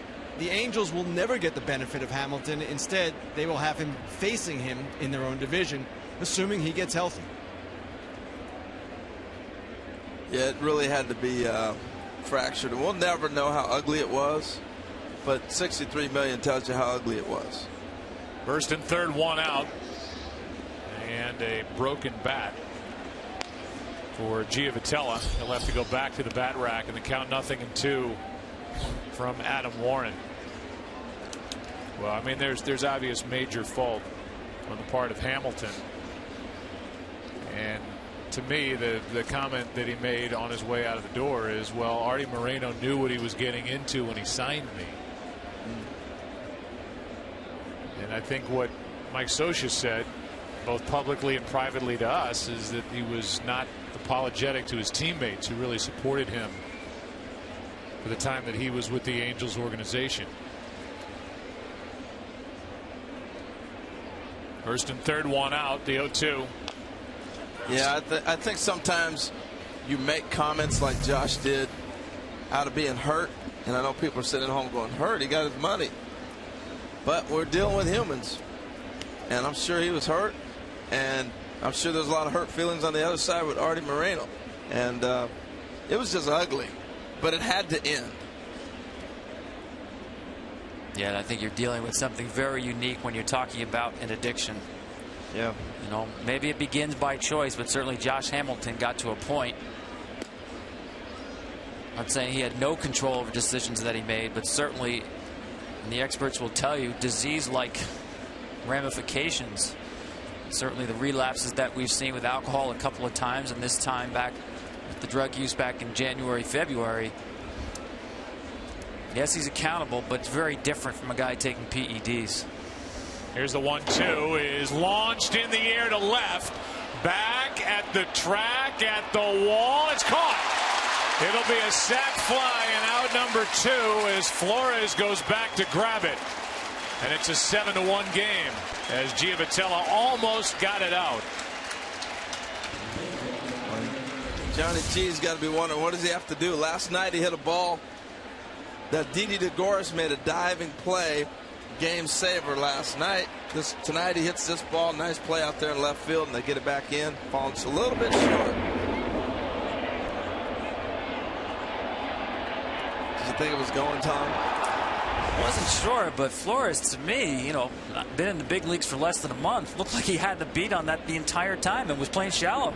Well, he came to the big leagues and showed that he can play defense well right off the bat.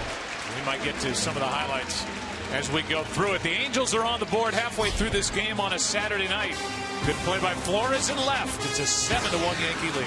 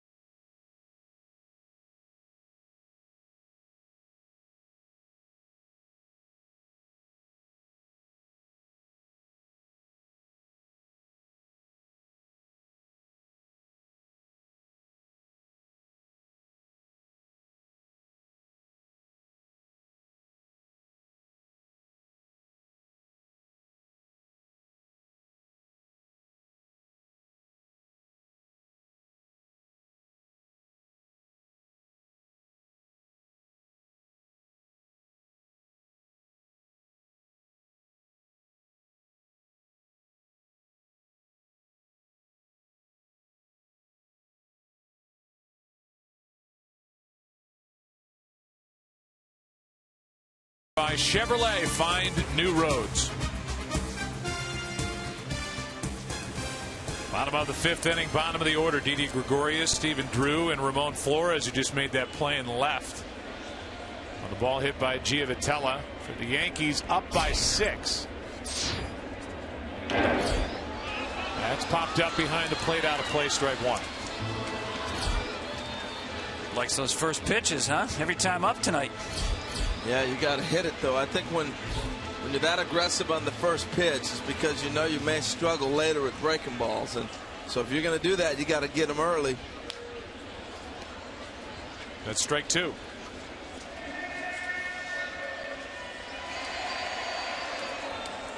It's that same swing where he just kind of leaves that backside back there. It's hard to generate any pop.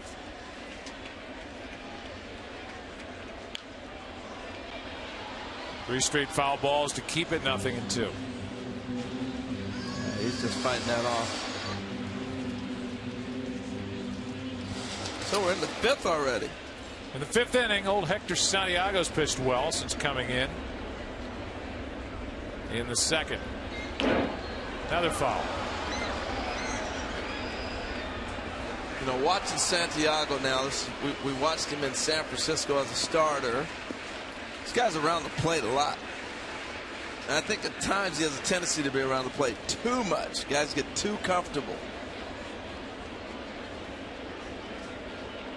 Left-hander brings it on 0-2 and another foul. All been hitting the same person in the seats, same spot.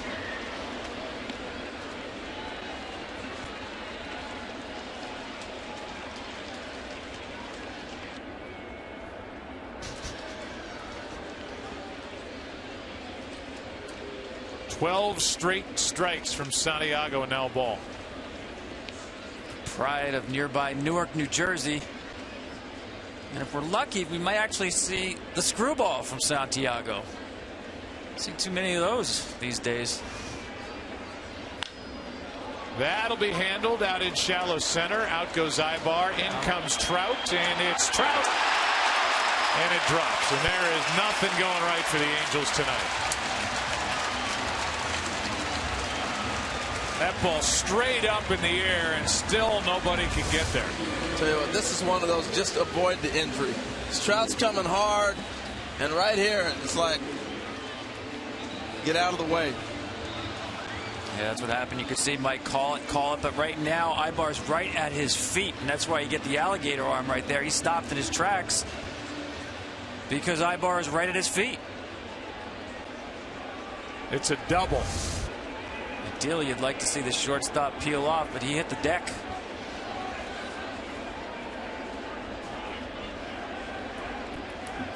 Well, runner at second, nobody out, and Stephen Drew, who is not in on the hitting fun yet. Let's try it again, boys. Same spot, and this time Ibar stays away. I mean, that might have hit the same blade of grass. Trout didn't get there. Let's practice it again. We showed the work of Flores in the top of this inning. How about his debut on May 30th? Throws a guy out at the plate out in Oakland and makes that diving catch down to the bullpen area. And moments ago on that fly ball into left off the bat of Giavotella. And here's StatCast telling us how far he ranged on this baseball. Nice easy glide to get there. Almost 30 feet traveled. Under control the entire time. Strike 1 to Flores. Replay brought to you by MLB's StatCast technology. Another lefty. Jose Alvarez getting loose.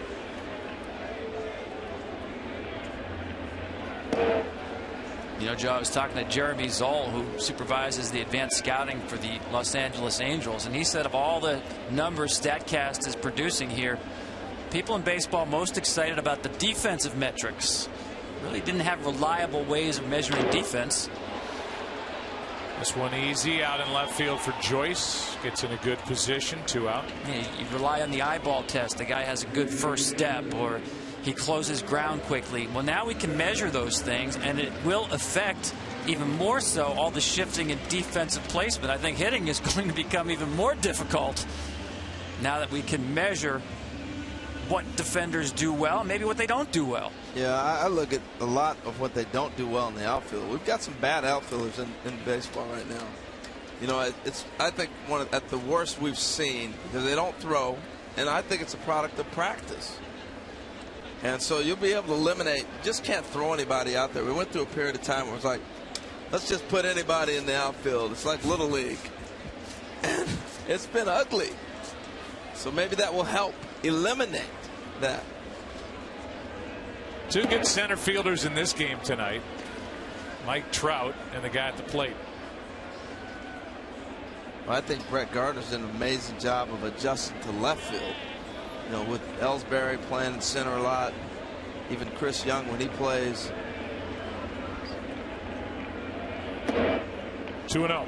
So I remember a few years ago when you were thinking this guy would be the everyday center fielder for the Yankees.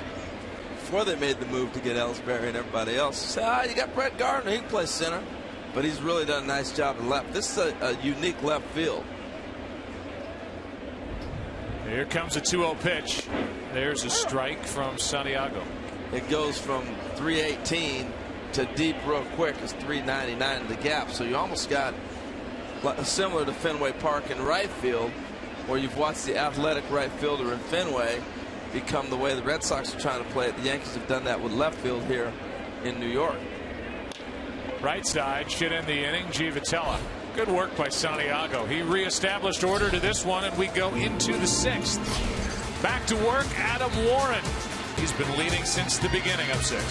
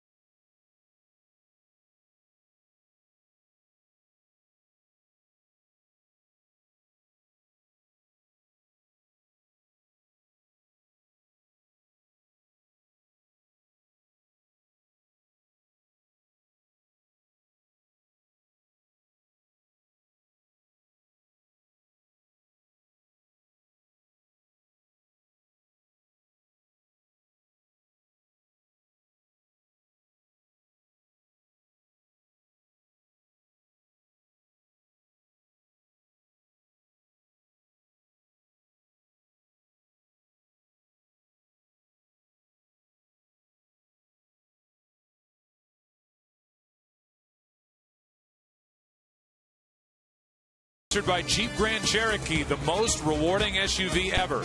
And by Lowe's, Lowe's never stop improving. It all starts here, the Major League Baseball 2015 first-year player draft. Coverage begins Monday on MLB Network and MLB.com. Our own Harold Reynolds has been poring over material, and he will lay out for you over this next inning who he thinks the top 30 picks will be. Go. Well, it's interesting. Arizona's got the first pick. They got 3 guys in mind, maybe 4. A catcher out of Kennesaw, Georgia, named Stevenson. Shortstop out of Florida, Mr. Rogers. Here's a high fly ball into right, back at the wall, off the bat of Trout. Goodbye. And a guy who was selected 25th overall in the first round by the Angels just hit his 15th home run here in 2015. It's 7-2. And tune in and you'll get to see Mr. Mike Trout open the draft for us. There's his folks. He's going to take you back through his childhood all the way through his draft day to current day. It's going to be pretty cool. Look at this swing. I'll tell you what, that looks like his swing from high school. The exact same swing with his arms in close like that. He would make this ballpark a joke if he played here. Look at that. That's some kind of strong right there. Here's a 1-0 to Pujols. Checks his swing 2-0. Talk about a hitter needing to get his arms extended. They were right up against his body. That's a pop-up. Look, he is that strong. He would make this place a joke. That's a bouncer to third. Good pickup by Headley. Low throw put out. Headley has been frustrated with his 12 errors this season, but the former Gold Glove Award winner has made a good couple plays here in this game tonight. Where does Mike Trout come from? Millville, New Jersey. His parents, as we've shown you, in attendance here tonight. And he slipped all the way to the 25th pick in the first round. There's when Jeff. He was selected by the Angels. Jeff and Deb. Jeff was a great minor league player. You think Mike likes coming back east? Check this out. That's a long I-95 from Washington up to Boston. It's well above what he does on the West Coast. Now, I've seen Jeff and Deb at games out in Anaheim and San Francisco on the West Coast, but they're always at the games on the East Coast. No doubt. And Joe, you were talking about, Mike getting picked. The Angels actually had 2 #1 picks that year. He was the second pick. Two. That was in 2009. He got to the big leagues in 2011, just for 40 games. Randall Grichuk is the player the Angels took right in front of Mike Trout. So Randall Grichuk is now with the Cardinals, can say I got drafted by the same team, same organization in front of Mike Trout. That's a pretty good draft, though. You get those two guys. Not bad, huh? And Grichuk's turning into an everyday center fielder for the Cardinals in St. Louis. As the left-hander Chasen Shreve gets loose. Trout came into this game .381 career at Yankee Stadium. 3rd home run here in 12 games. Grichuk and Trout. That's not like Rex Hudler telling everybody, I got drafted in front of Cal Ripken. How many times has that sentence come out of his mouth? That's why I thought about it. He's the only one that ever says something like that. Too funny. Here's a 2-2. A strikeout, and for Warren, just his second of the night.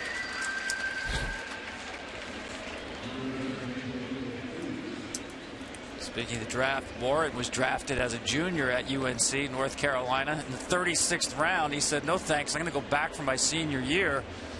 Turned out pretty well. Drafted in the 4th round by the Yankees. And how about this, Joe? I'm watching his career ERA very closely. Before that home run, it was down to 3.51. You're asking why I watched that so closely. His GPA at UNC was 3.36. That's pretty darn good. Yeah. He's got an ERA approaching a GPA. I don't know which one's more impressive. But yeah, I do. It's a GPA. With 2 out, nobody on. Freeze tied up, strike 2. Oh no, that ERA might pay him more than the GPA. Yeah. Well, he's got a way to catch Chris Capuano, who had a 3.86 at Duke. Get some brain power on this pitching staff. Warren was taken in that same draft, that 2009 draft we talked about with Trout. Here's one down the right field line, and that's going to rattle around in the corner for a double for David Freese. He's thinking, why couldn't I have done that the last time I came up, when he bounced into a bases loaded double play to end the 4th. You think he was part of a pretty good team there at UNC in 09? How about that? Alex White was actually the ace of that staff, young Matt Harvey. And oh, by the way, they had recruited in Matt Harvey's class Rick Porcello and Madison Bumgarner. Of course, they signed rather than keep the commitment to UNC, but there's a lot of 1st round picks on that UNC team, and the 4th rounder right here, and Adam Warren. And they still didn't win it all, right? No, they didn't. Got to the World Series, but didn't win it. Here's Joyce. Takes the ball low. You got 5 major leaguers. You got to win that. You got to win it. And that pitching staff, come on. You got to win that. I got the sluggers in Ackley and Seager. And then I got Harvey, this guy, and who's the other one? Well, Alex White was a first-round pick. Right. Can't get beat.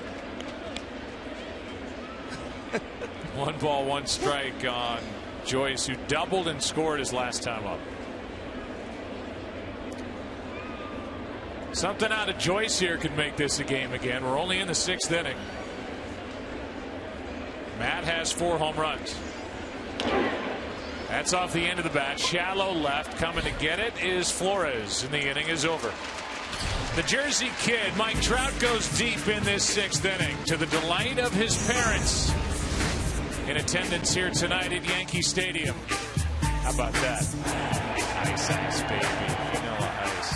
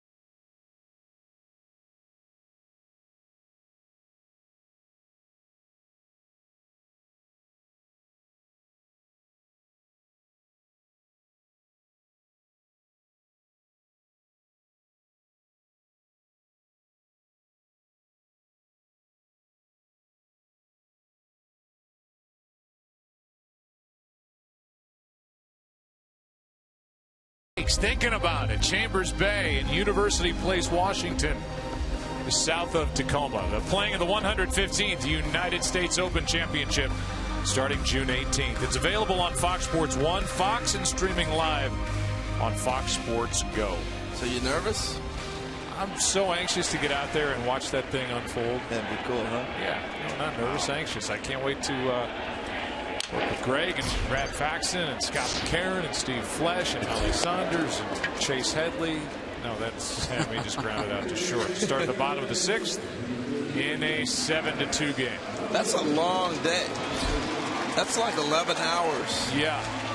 I never thought about it, and then I started thinking about how long it takes to play a round of golf, and then I was like, whoa.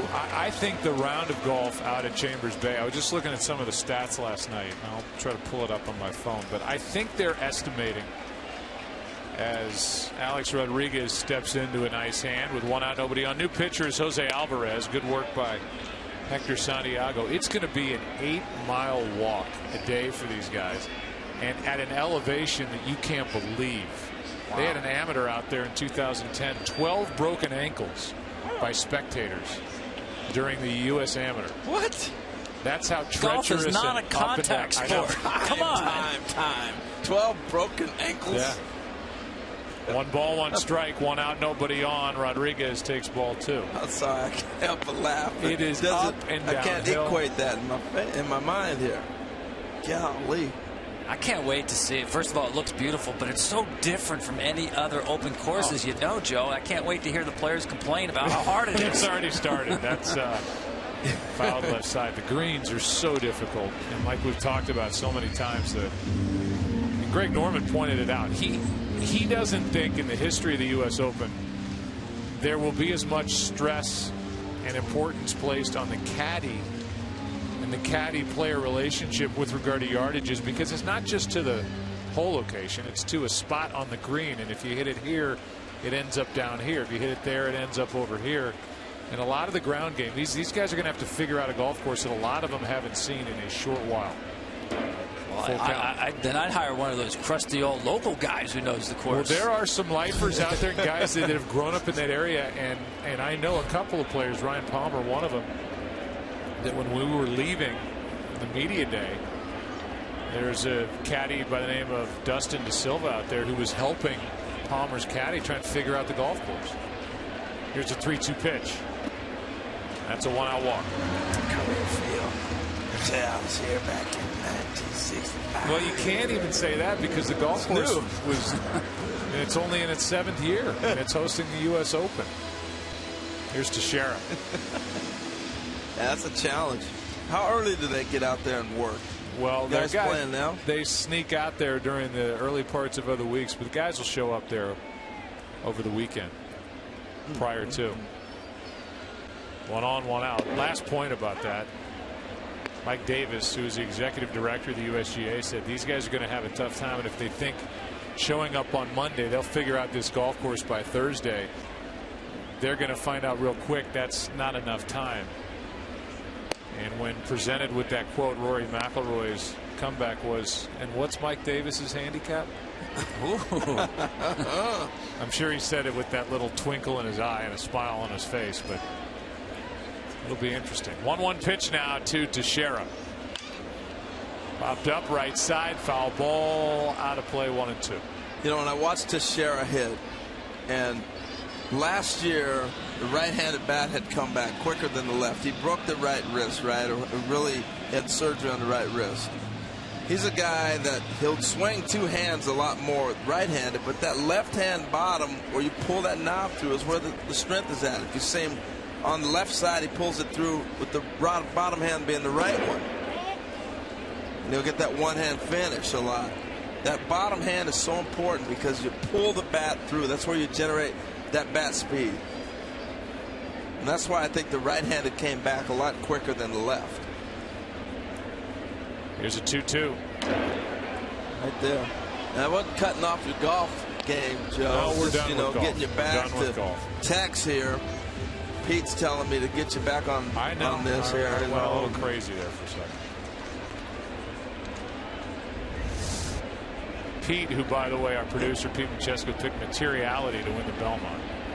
Here's a chopper over the head of Alvarez, and Ibar gets the out. 2 out. Another ripped up ticket for Pete Machesko in the bottom of our production truck. Him and a bunch of people. One of our guys here picked the horse that finished second. He was bumming for a while. Yeah.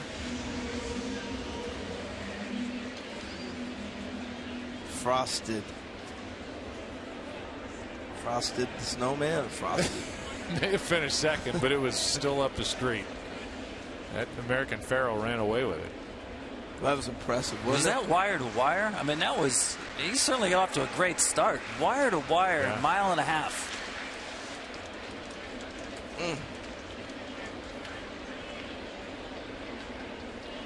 Runner at second, now 2 out. That's Rodriguez. Here's McCann, and that's a strike. Brian, 2-run shot in the first inning, a single in the second. That chased Ramos. And then Santiago took over.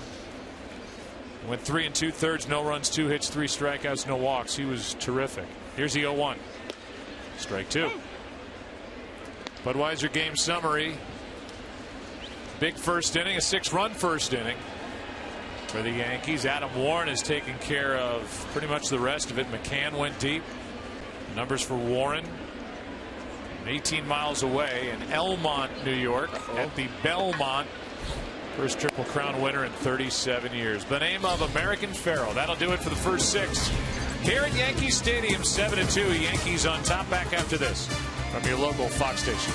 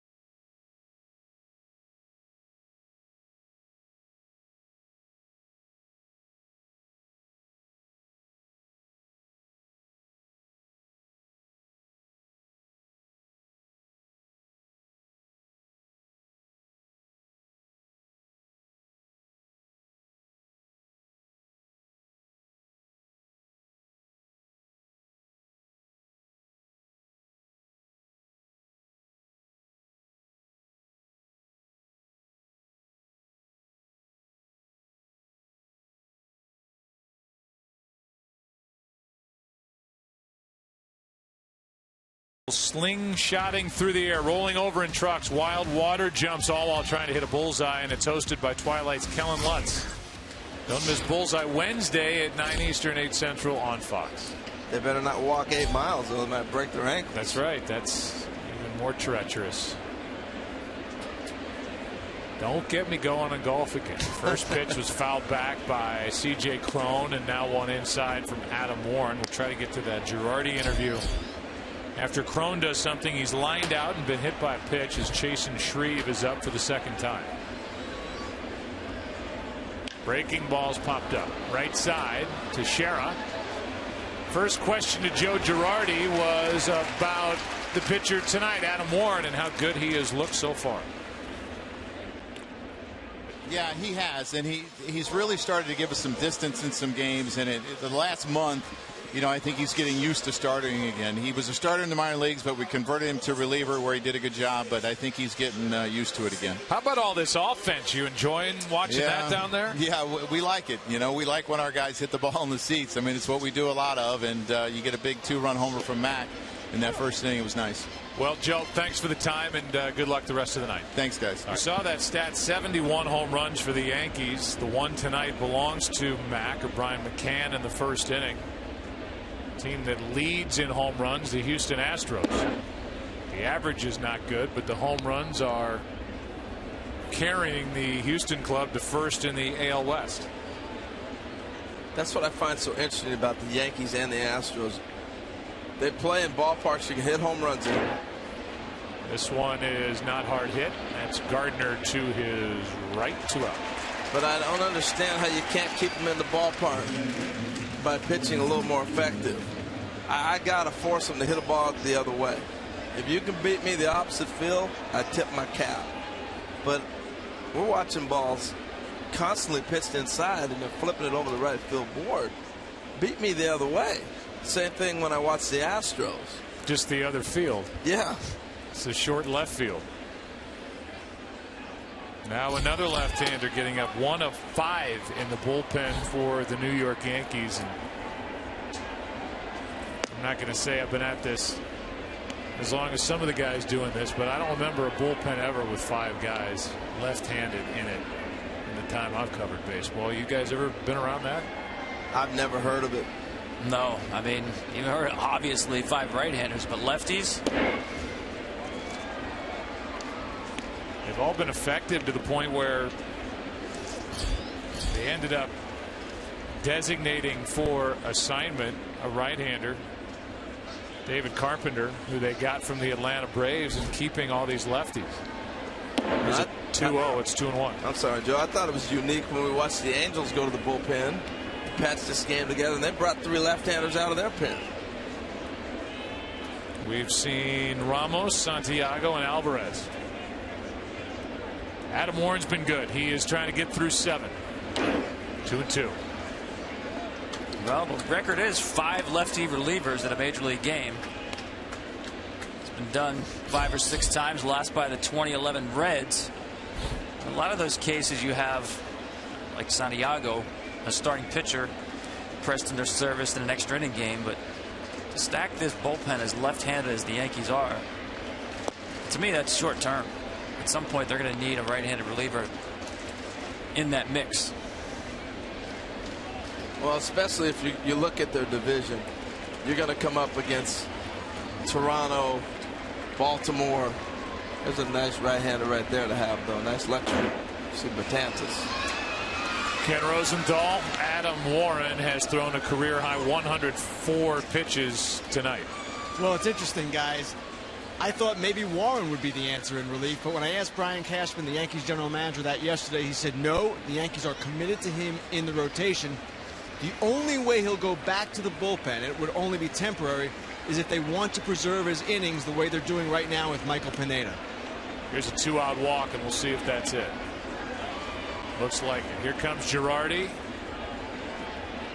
With Ibar coming up to the bullpen he goes, and Adam Warren was terrific tonight. There was some discussion as to whether he would go back to the pen. We heard from Kenny when Tanaka came back. They're sticking with Warren, and that paid off here tonight.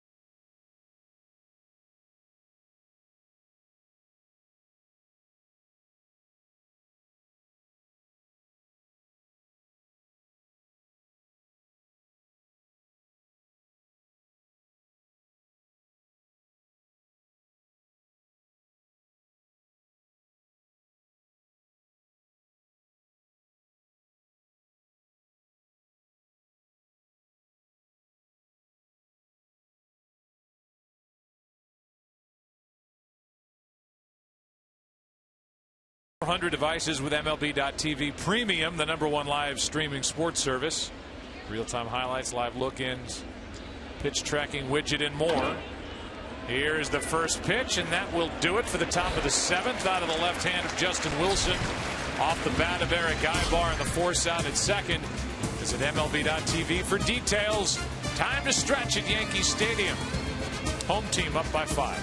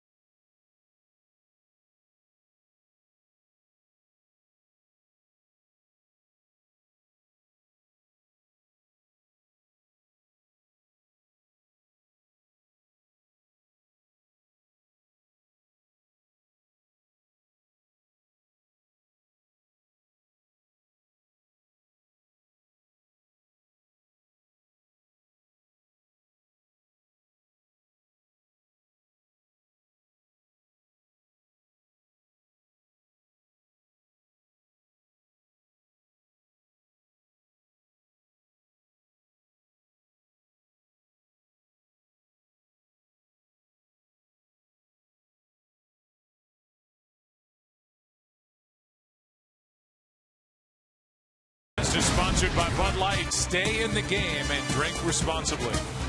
And by Cricket Wireless, something to smile about.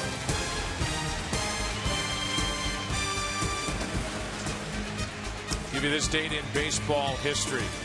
1892, Benjamin Harrison becomes the first U.S. president to attend a Major League Baseball game. And in 1944, all 8 scheduled MLB games canceled due to the Allied invasion of Normandy. 71st anniversary of D-Day. As we play here at Yankee Stadium, and the left-hander Jose Alvarez back to work after pitching a scoreless 6th.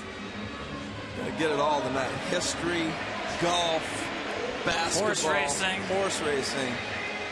Man. World Cup. Yes. Well, those in attendance here tonight, the Yankee fans had fun from the beginning. New York came up with 6 runs in the first on 5 hits. 2-run shot in that frame by Brian McCann. 7-0 after 2. Single tallies in the 5th and the 6th by the Angels at 7-2 for Mike Scioscia. In his 16th year as manager of the Angels, by far the longest tenured manager in the game today. World champ in 2002, 6-time division winner. They won it last year. And then they were knocked out of the playoffs by the Kansas City Royals, who were 1 win shy of winning their first world championship since 1985. Get in. That's the whole key. Who would have thought that the Royals were going to go on that run? They rode that great bullpen, timely hitting. They're doing it again this year, although they're in 2nd place in the Central right now. Strike 1 to Beltran from Alvarez. Now, let me ask you guys this. We've talked about standings. Here's one off the end of the bat, left center field, falling in a hurry and caught by Matt Joyce. But forget standings aside, I'll ask you first, Tom. Who do you think's the best in the American League, and who do you think's the best in the National League? It's a good question. For me, I think National League's easy. It's the Cardinals, the most complete team. The American League changes from time to time, But I still got to say the Kansas City Royals. Yeah, so that's what stirred it up for me. I was thinking that. Joe, what about you? Yeah, I would say the same thing. I mean, first of all, I'm accused of being a homer by everybody, including my mom. So I would say the Cardinals. They have the best record in baseball. And although I will say this, I don't think they're as dangerous now as they were a year ago. I think eventually when you lose Adam Wainwright, and a guy who gives you 30+ starts and a guy who gives you 200+ innings and he's the bell cow of that rotation, while John Lackey's been good.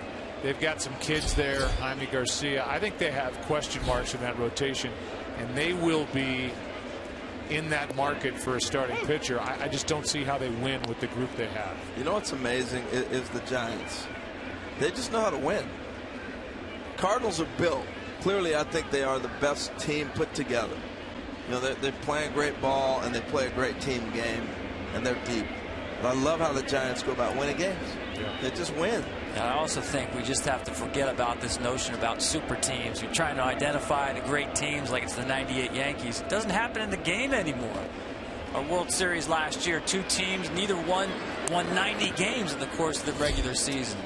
We've gotten the longest period in the history of 162-game schedule without a team winning 100 games. So when we talk about the best, it's basically a race to 88 wins for most of these teams, and that's good enough to get in. Yeah. And if you can get in and you can build a pin, you got a shot. Because we're really playing an extended bullpen game in the regular season. Then when this regular season ends and the playoffs start, you're talking 5th inning on. Who's got the best? And that's why the Royals jump out in a heartbeat. Gregorius struck out 2 out in the inning.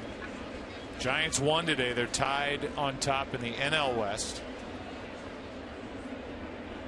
Kershaw pitching for the Dodgers later on tonight at home against Jaime Garcia and the Cardinals. 1-2-3 inning sends this one into the 8th inning, and that young man Mike Trout coming up for the Angels in that 8th in a 7-2 game.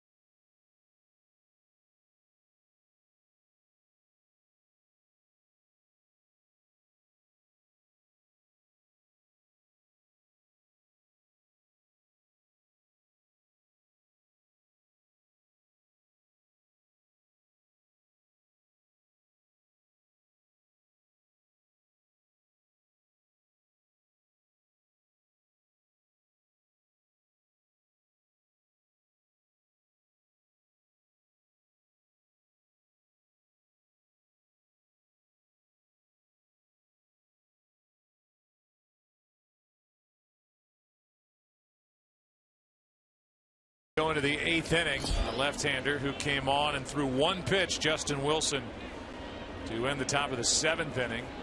Yet Eric Ibar misses with ball 1. You saw Chris Young. He takes over in right. Beltran the rest of the night off.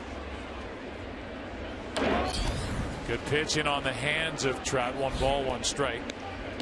Trout playing in his 549th game in the big leagues.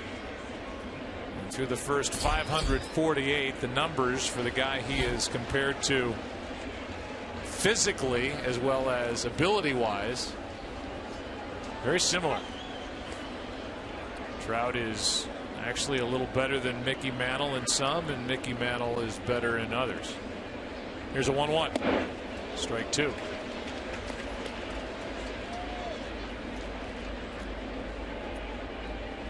There was a lot of thought before he signed that long contract. We might see him in pinstripes. I don't know if that's going to happen now, but that was really a serious thought. He'd be about 3 years away from free agency. A strikeout starts the inning. Good work by Wilson, and here are the numbers after the strikeout through 548 games. The tail of the tape.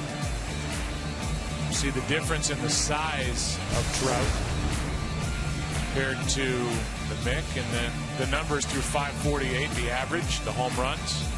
Mantle's got the RBI edge. Same for runs. Stolen bases dominated by Trout.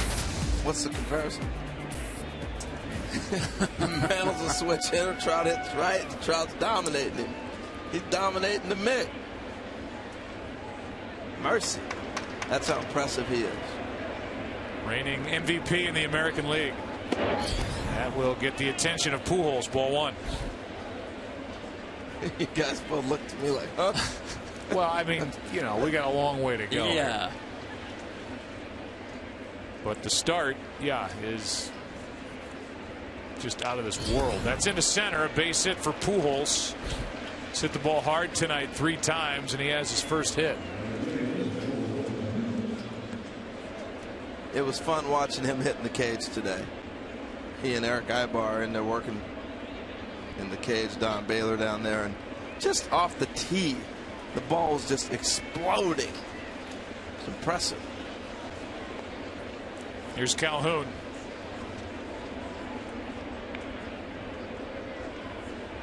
Yeah, we have so many stats now, and the great thing about Mike Trout is you can measure him up against these greats at this age, and they're all appropriate. I mean, he is that good. But I'll go back to one of my favorite Mickey Mantle stories. It was the year after Jose Canseco went 40-40 and got his MVP award at the New York Baseball Writers dinner, and Mickey Mantle happened to be on the dais that night. And he made his speech. Mickey got some award, and he walked away, and then he stopped and did a 180, and he came back and he said, by the way, if I'd have known that you guys have made such a big deal about 40-40, I would have done it about every year. Thank you. And there's some truth to that. You know, we're so aware of numbers now. Back in the day, I don't think Mickey knew his stats. I mean, was he chasing down legends? Were we comparing Mickey Mantle when he, well, maybe they compared him to Joe D, I guess, when he was really young. To the extent we do today, I like it. I think it's fun. I think the history of the game, you connect these players through the stats. Certainly much more awareness of those kind of things now than back when the Mick played. Yeah, I think it's also a mindset of the player. I mean, even when I was playing as a leadoff guy, I wasn't thinking about on-base percentage. I was thinking, I want to hit 300. You know, if I'd have known, forget that 3-2 pitch, they might walk me, and everybody's going to go, ooh, on-base percentage. It would have changed how you think. So I think this generation has different markers that they play for, and that's why the game is so different.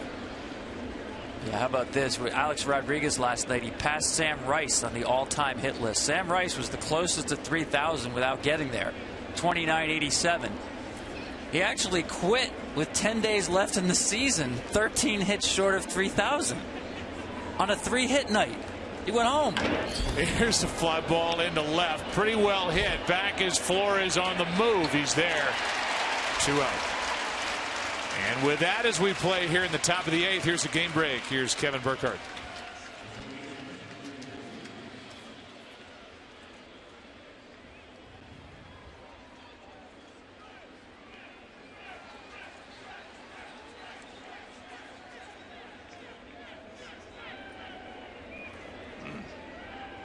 Thank you, Kevin. We'll look at the NL East, and at the start of the day, Washington up a half game over the Mets. Atlanta 3.5 out. 1 on, 2 out. David Freese takes a strike, and this guy Justin Wilson can bring it. Really can. You know, talk about the Pirates. He came right out of the Shark Tank for the Pirates last year. The Yankees did a nice job bringing him over here. Hard throwing left-hander. Gets a chopper to the right side for Drew. Good work by Justin Wilson. Bottom of the 8th inning rolls in. So do the Yankees bat. Flores to start it up by 5.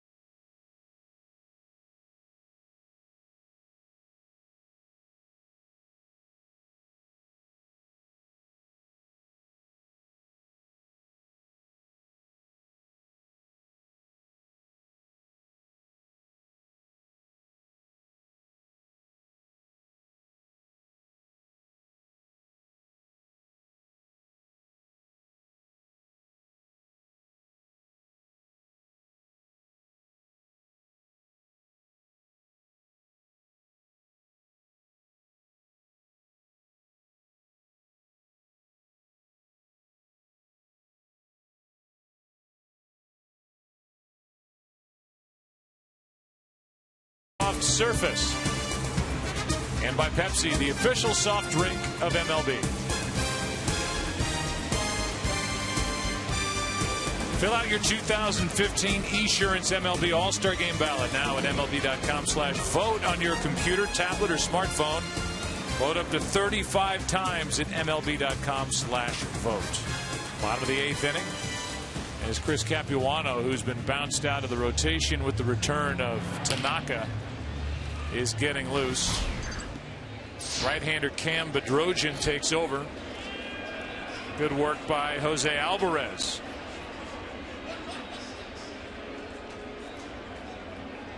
Here's a first from Bedrosian. Fastball at 94 for strike 1. By the way, young lady Megan Caffrey, who helps us with all these games on our production staff, having a graduation party in Baskin Ridge, New Jersey after graduating from Penn State. So hope you're enjoying it, and we miss you out here at the park. We are. Good Penn State. Anybody else you know that went to Penn State in this booth? The 1-1 pitch is grounded right side, strike 2. Verducci. Me. And my son. Was that a good school? They call it Happy Valley for a reason. Ramon Flores first up. He's 0 for 3 tonight. The Yankees 7 runs on 9 hits. All the damage really done early, as they knocked out one of the best in the American League, Garrett Richards, in the first. Went 2/3, 6 runs on 5 hits. Then Ramos, Santiago, Alvarez, and now Bedrosian. 2 scoreless from Jose Alvarez. Walk and a strikeout, no hits. Another 1-2 pitch. Down the left field line. Will it stay fair? The answer is yes, for a double. That's about as good as he can do with that pitch right there, and any pitch away. Wow.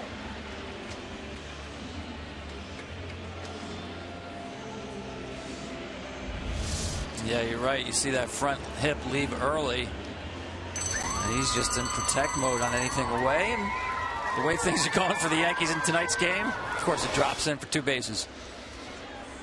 Here's Gardner.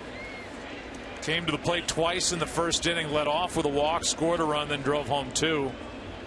His second time up in the first, and that was it for Garrett Richards. Hitting .275, 4 homers, 23 RBIs. Ball 1 outside. Jacoby Ellsbury is out. He's been wearing a brace on his injured right knee, the outside part of the knee.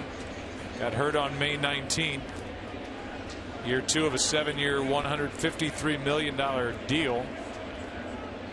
They're saying 5 to 6 weeks he'll be out in total. They really miss him.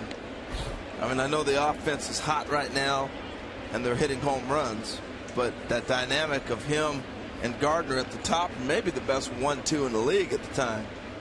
Ask Chris Rock, he'll tell you.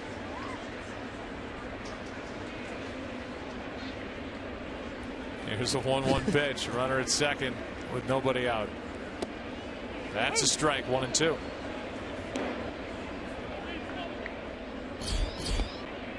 Chase Headley on deck. Yankees are pointing their way to their 31st win of the year to go with their 25 losses.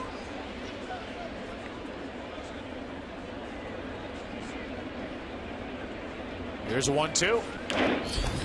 Still 1-2 from Bedrosian. Boston won at home over Oakland 4-2. Milwaukee beat Minnesota 4-2. Detroit looks like they're going to snap their 8-game losing streak. They're up 7-1 at the White Sox. Bill Webb, our director, shows you my Cliff Notes.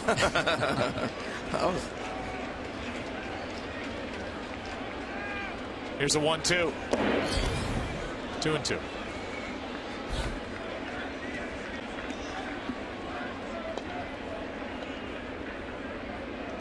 Well, there's not a lot of velocity in the Angels bullpen. This is pretty much it right here. Bedrosian really sitting around 95, 96 with the fastball. Most of these Angels relievers, crossfire guys, curveballs 90, 91. Also mixes a very good overhand curveball. Hard hit, base hit. Another knock for Gardner. They will hold the runner Flores at third. First and third, nobody out. Next week, Baseball Night in America returns to Fox. The Yankees take on Baltimore. The Reds battle the Cubs. Cubs are on the schedule, or an NL West showdown between the Diamondbacks and the Giants. Coverage begins next week at 7 Eastern, only on Fox. That's another, you talk about just get in with regard to the Royals or the Giants last year. That Cubs team, yeah, they're dynamic enough with a front of the rotation guy in Lester and guys behind him that can pitch, that if they got in one of those wild card spots or winning the Central, I think they'd be a handful. Yeah, Arrieta, you get him on a night, it'd be tough. I know this. They're a fun watch. They're as fun a watch as there is in baseball with all that young talent. Can't even get them all on the field. First pitch, a strike to Headley. And now another. Surprised Gardner hadn't stolen this bag.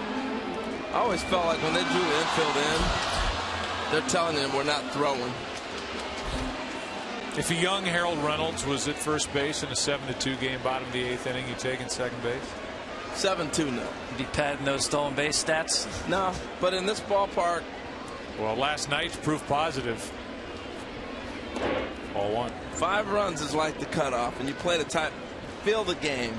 There's some 7-2 games that feels like it's 30-0. You know what I mean? Well, last night it was, what, 8-1? 8-1, down 7. Mike Scioscia takes 3 of his regulars out. Tonight down 5. They're still in there. 1-2. Down and in. 2 balls, 2 strikes. The Angels came up with 6 in the 9th and had a couple on. Just a great play by Gregorius.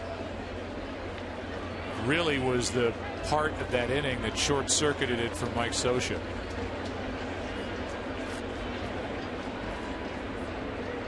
Infield is in as Headley stays up there. I'm convinced right now the lefties came in and shut them down. You can't throw right-handers against the Yankees right now. They're left-handed bats with their switch hitters switching over. It's a huge advantage in this ballpark. Just dominate the right-handed pitching. Another 2-2 pitch.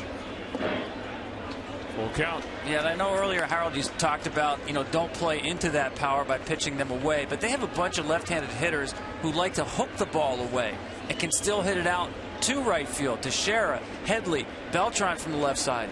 All of them can hook the outside pitch, especially in this ballpark where you don't have to square it up to get it into the seats. Runner goes, swing and a miss, struck him out, one away. And Gardner did take off. And he'll get a stolen base, his 14th of the year. Well, and they were looking to throw, but my point is if you're going to do that, why you wait till 2 strikes? You're going to run, then run early.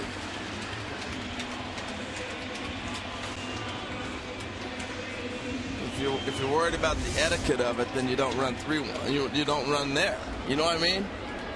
We've seen Alex Rodriguez take good at bats all night. I want you to watch his setup where he'll sit the bat on his shoulder. This is something he's really started this year. See how relaxed he is? It'll come up when the pitcher starts. And I asked him about that, and he said in the past when you get into hitting position with the hands up, sometimes the body would sway. The kind of anxiety waiting for the pitcher to deliver would cause him to get off balance. What he said was, I feel like I'm a young player back with the Mariners again, just making it really, really simple. The word I would use is relax. You can just see it in his approach.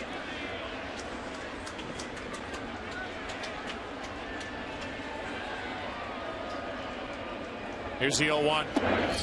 That's down, 1 ball, 1 strike. Ken Rosenthal, he likes being the DH now. He does, and I remember in spring training, Mark Teixeira said he thought that A-Rod would really benefit from being a DH, and it has come to pass. And A-Rod is a guy, he loves playing the field, but it's a lot easier on his body this way, and it's a lot easier for him mentally. Tom, you know this. If he would make an error, he'd go out there the next day, take 200 ground balls. Well, now he only focuses on one thing, and it's part of the reason he's been successful and part of the reason he is so relaxed. I'd agree, and I think as a student of hitting, a guy who loves studying the game, I think he enjoys the time in between at bats to go back and look at video and study some things and watch the game on television. You can see a lot more. He's putting all that information to use in each and every at bat. And guys, Mark Teixeira on fire doesn't hurt him. He gets a fastball here. Normally he wouldn't. Gets a hook. Told you, Joe. Breaking ball misses in the count 3-1. But here we are, 3-1. And with Teixeira on, swinging it the way he is, if he wasn't doing what he's doing, you may intentionally walk him right here.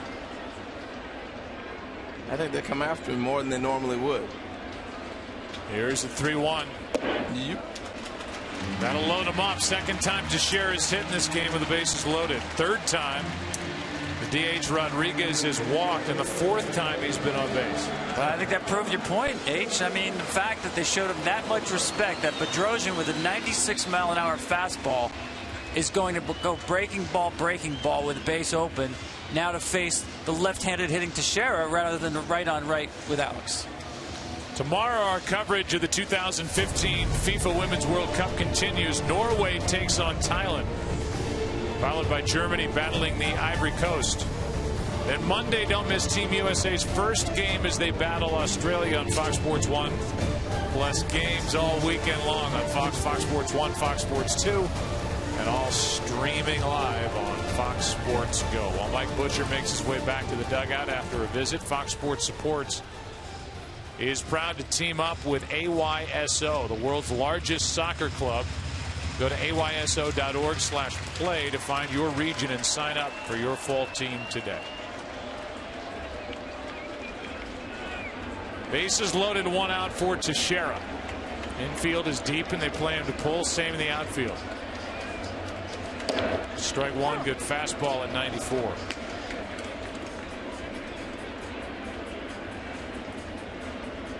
Is that gene passed on to throw 94? I mean, his dad, Steve, used to bring it. Here, you take this, son.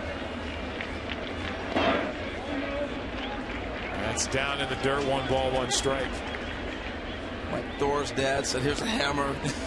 You know, let me give you a 95-mile-an-hour fastball. That'd be a good curveball if you pass the hammer on. No Capuano still getting loose. 1-1 the count. Teixeira with a sac fly and a single tonight.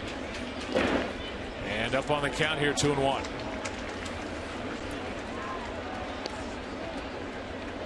Well, you got to believe right here that Teixeira has to sit on fastball. 2-1, nowhere to put him. We saw him early in the game, the first inning, bases loaded, first pitch, got the fastball, almost hit it out. Looking for number 10 with 1 out. 2-2. He got it, inner half. I'm still tripping off his diet, man. This ball ran on his hands just a little bit. Gluten-free, no sugar, no dairy.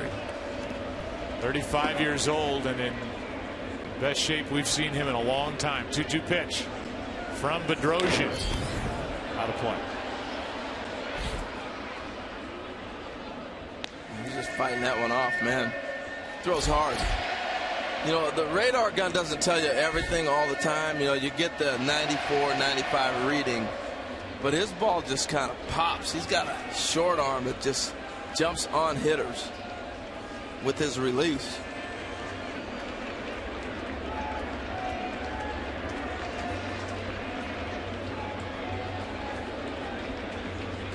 The 2-2 pitch again to Teixeira is in the dirt, a full count. I didn't like that pitch right there. I felt like he beat him with 2 fastballs in a row. You come back with another one, because if you miss 3-2 on the hook with the bases loaded, you got to throw another hook and walk him here. You got that much confidence in it? I don't think so. And that's what Tex is thinking right now. If he throws a hook, tip his cap. 3-2. Just got a piece. 95 from Bedrosian.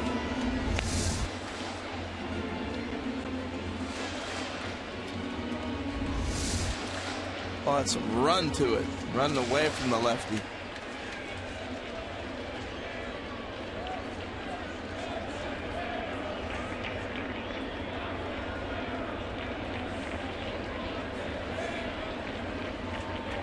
Bases loaded, 1 out. Teixeira walks. That'll force home a run and give Teixeira his 2nd RBI of the night. And it's an 8-2 game.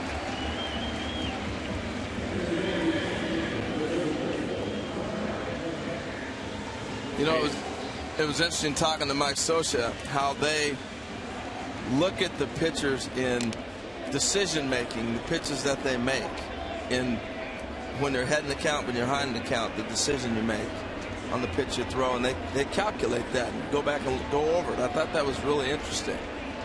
McCann pops it up. Left side, not deep. Ibar out. He gives way to Joyce. 2 out. Ibar's all over the place out there in the outfield. McCann misses a chance there with the bases loaded, and now it will be Chris Young. I love the interaction. Mike Trout's in there going, man, let the outfielders catch it. He's yelling at the Ibar. They're going back and forth with each other. It was funny. Well, here is Young, who wears the number formerly worn by Robinson Cano. The Yankees just visited in Seattle, and Cano's had a rough 2015 with the bat. Strange 2015. Never thought I'd see a guy with that kind of a beautiful stroke be down for this long. Everybody has slumps, but we're talking now 2.5 months being underwater. He got space jammed. Somebody came and zapped his talents. He's got to get him back. Bases loaded, 2 out now for Young, who's really struggled. Hitting 138 since the 1st of May. Started this night on the bench, took over for Beltran defensively, and gets an at bat here in the 8th. Has popped 6 home runs, driven in 14, a chance here. With the bases loaded and 2 out. Here's a 1-1. Strike 2. I thought that was a great point Sosha made about those counts, H, because nothing affects hitting more than the count. And the Yankees have seen more 3-0, 3-1, and 2-0 counts this year, the classic hitters counts, than any team in the league. Certainly have seen that, not in this at bat, but many of these at bats for the Yankees tonight. Well, I see a lot of overthinking in this half inning. You got that good a fastball, then be aggressive. I thought with Alex, 3-1 slider, 3-2 slider. I mean, you're getting in on guys' hands. Like that. Yeah. Well, you got to.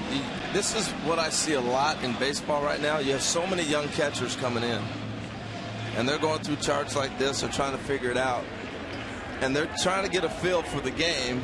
But I think sometimes you get young pitcher, young catcher, they overthink it. Just come get them. Throw it by him right here. Popped up, out of play.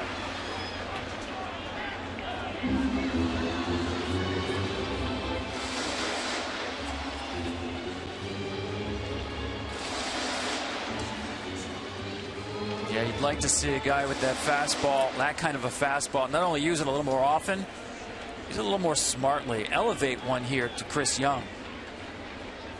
95, 96, a lot more effective over the hands than under the hands.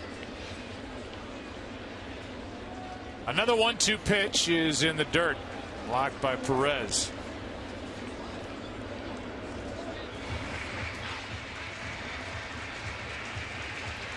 And that comes with experience. I think the one thing you learn with veteran catchers and pitchers is reading swings. And with young pitchers, I see a lot of times they're just concentrating on trying to throw and execute their pitch. They're not really seeing the swing. And he's been late on the fastball, but you come back and throw him a breaking ball. Now you put him back in the count to hit. Here's a 2-2. Full count again. The Yankees just are not fishing. They're not swinging at that breaking ball. It doesn't start it high enough to get a swing. Start at the knees, you know it's in the dirt, and that's what's happened on virtually all of these breaking balls. Mike Sosha is notoriously hard on catchers, and I would imagine he will talk with young Carlos Perez and Cam Bedrosian about these pitch sequences. Pitching defensively. 3-2 pitch now. Hard hit, but right at Ibar. Long throw. Inning over. Yankees get a run. We go to the 9th inning. On a Saturday night, baseball night in America, Yankees trying to take the first 2 of this 3-game set. Up 6.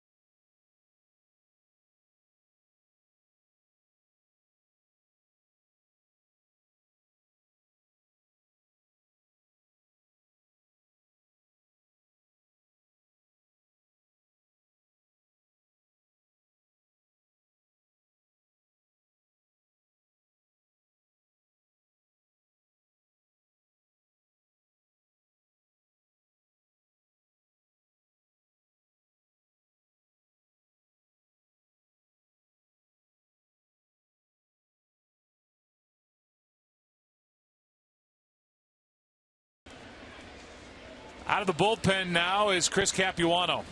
And for the Yankees, third pitcher of the night, Adam Warren is on his way to win number 4. Unless the Angels do what they did last night, and that has come up with 6 runs in the 9th. It's an 8-2 game. Chris Iannetta batting for Matt Joyce. Ball 1 from Capuano. Joyce, while he was in there, 1 for 3. Iannetta's been hot. 292 since the 10th of May. 091 before that. So he's getting it back together. Here's a 1-0 pitch. 2-0. Capuano with the Yankees last year, and they signed him back for a 1-year deal. Once Tanaka came back, somebody had to leave the rotation, and it's Capuano. There's a strike. 2-1.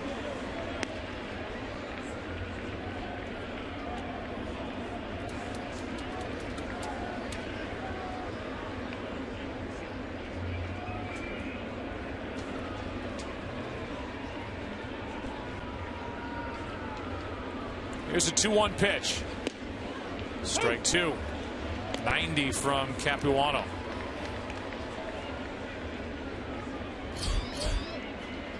TJ Crone on deck. Capuano's bounced around during his big league career. He's been at it for a while. A strikeout starts the inning. Tune in tomorrow on our Fox Sports regional networks, Fox Sports West and the Yes Network. For the final game of this series, looks like the Yankees will be going for the sweep. Coverage starts at 9:30 a.m. Pacific on Fox Sports West and noon Eastern time on Yes. It's C.J. Wilson against C.C. Sabathia.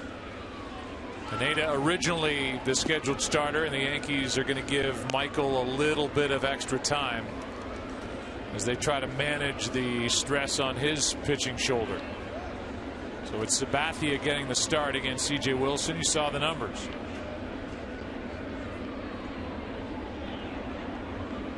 Here is a 1-0 to Crone. It's popped into center. Gardner is there, and that is out number 2.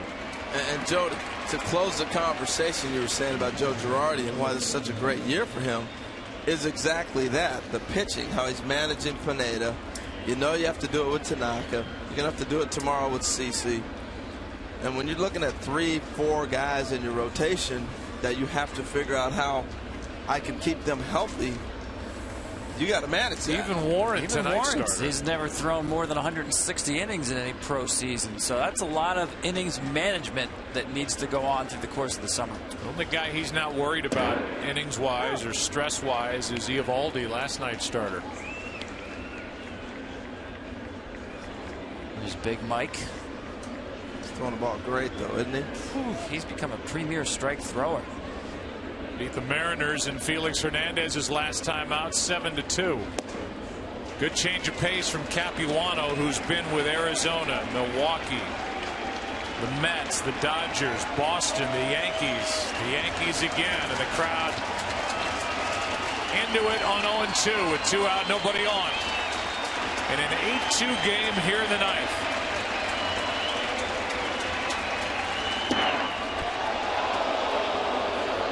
Ball 1 inside as Alfonso Marquez has not seen enough.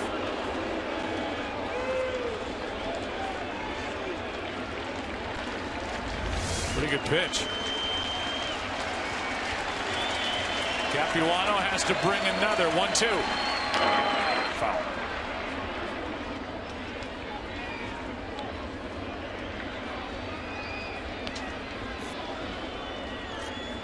Joe Girardi took over in 08. They won it all in 09, the first year in this version of Yankee Stadium, beating the Phillies. Yankees have not been in the postseason the last 2 years. In first place here in 2015. With the bases empty, 2 out. Just getting a piece is Carlos Perez. 0 for 3 tonight.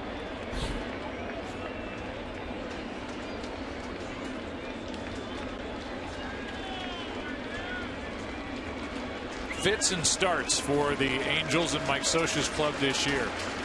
Swept the 4-game series from Detroit. Lost 2 out of 3 to the Rays, and they're in danger of dropping the first 2 to the Yankees here. Yeah. In danger of going back to 500 for, I think, what, the 11th time this year? Yeah. Spinning their wheels.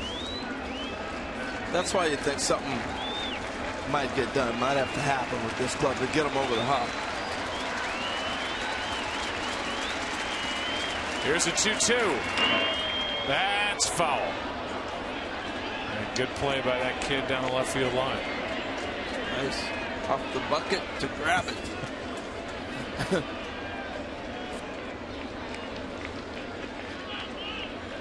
You ever do that? You ever ball boy? A bat boy. Bat boy. Find a bat boy uniform to fit me when I was 10. Waddling out there to pick up the bat. Here's a 2-2 pitch with 2 out. And a battle here by Carlos Perez. Yankees trying to win their 5th straight. They swept that series in Seattle after losing 3 out of 4 in Oakland. Angels in danger of dropping their 4th in a row.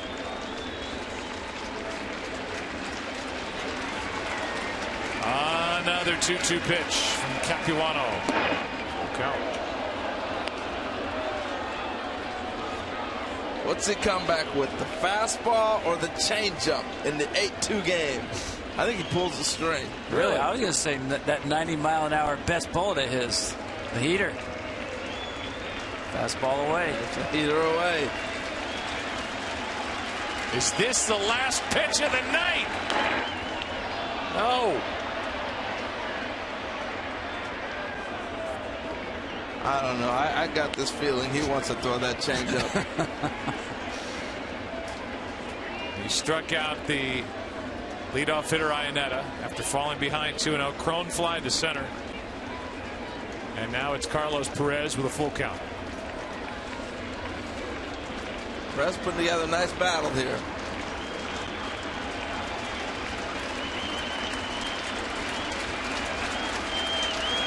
There it is, the changeup. Will he trick him?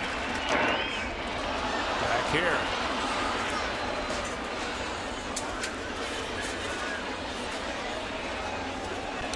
Well, Capuano's got that look like, that's the best bullet I got. 90. I'm maxing out right here, guys. Tried away, tried in, didn't get the call. Tried up right there.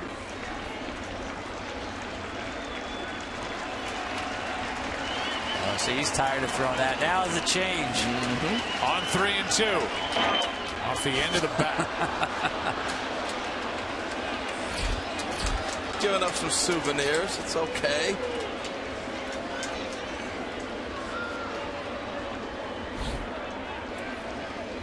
Just a smile on the face of Carlos Perez. He's enjoying it. Pitch number 13 coming up. He's done now. He lost his edge.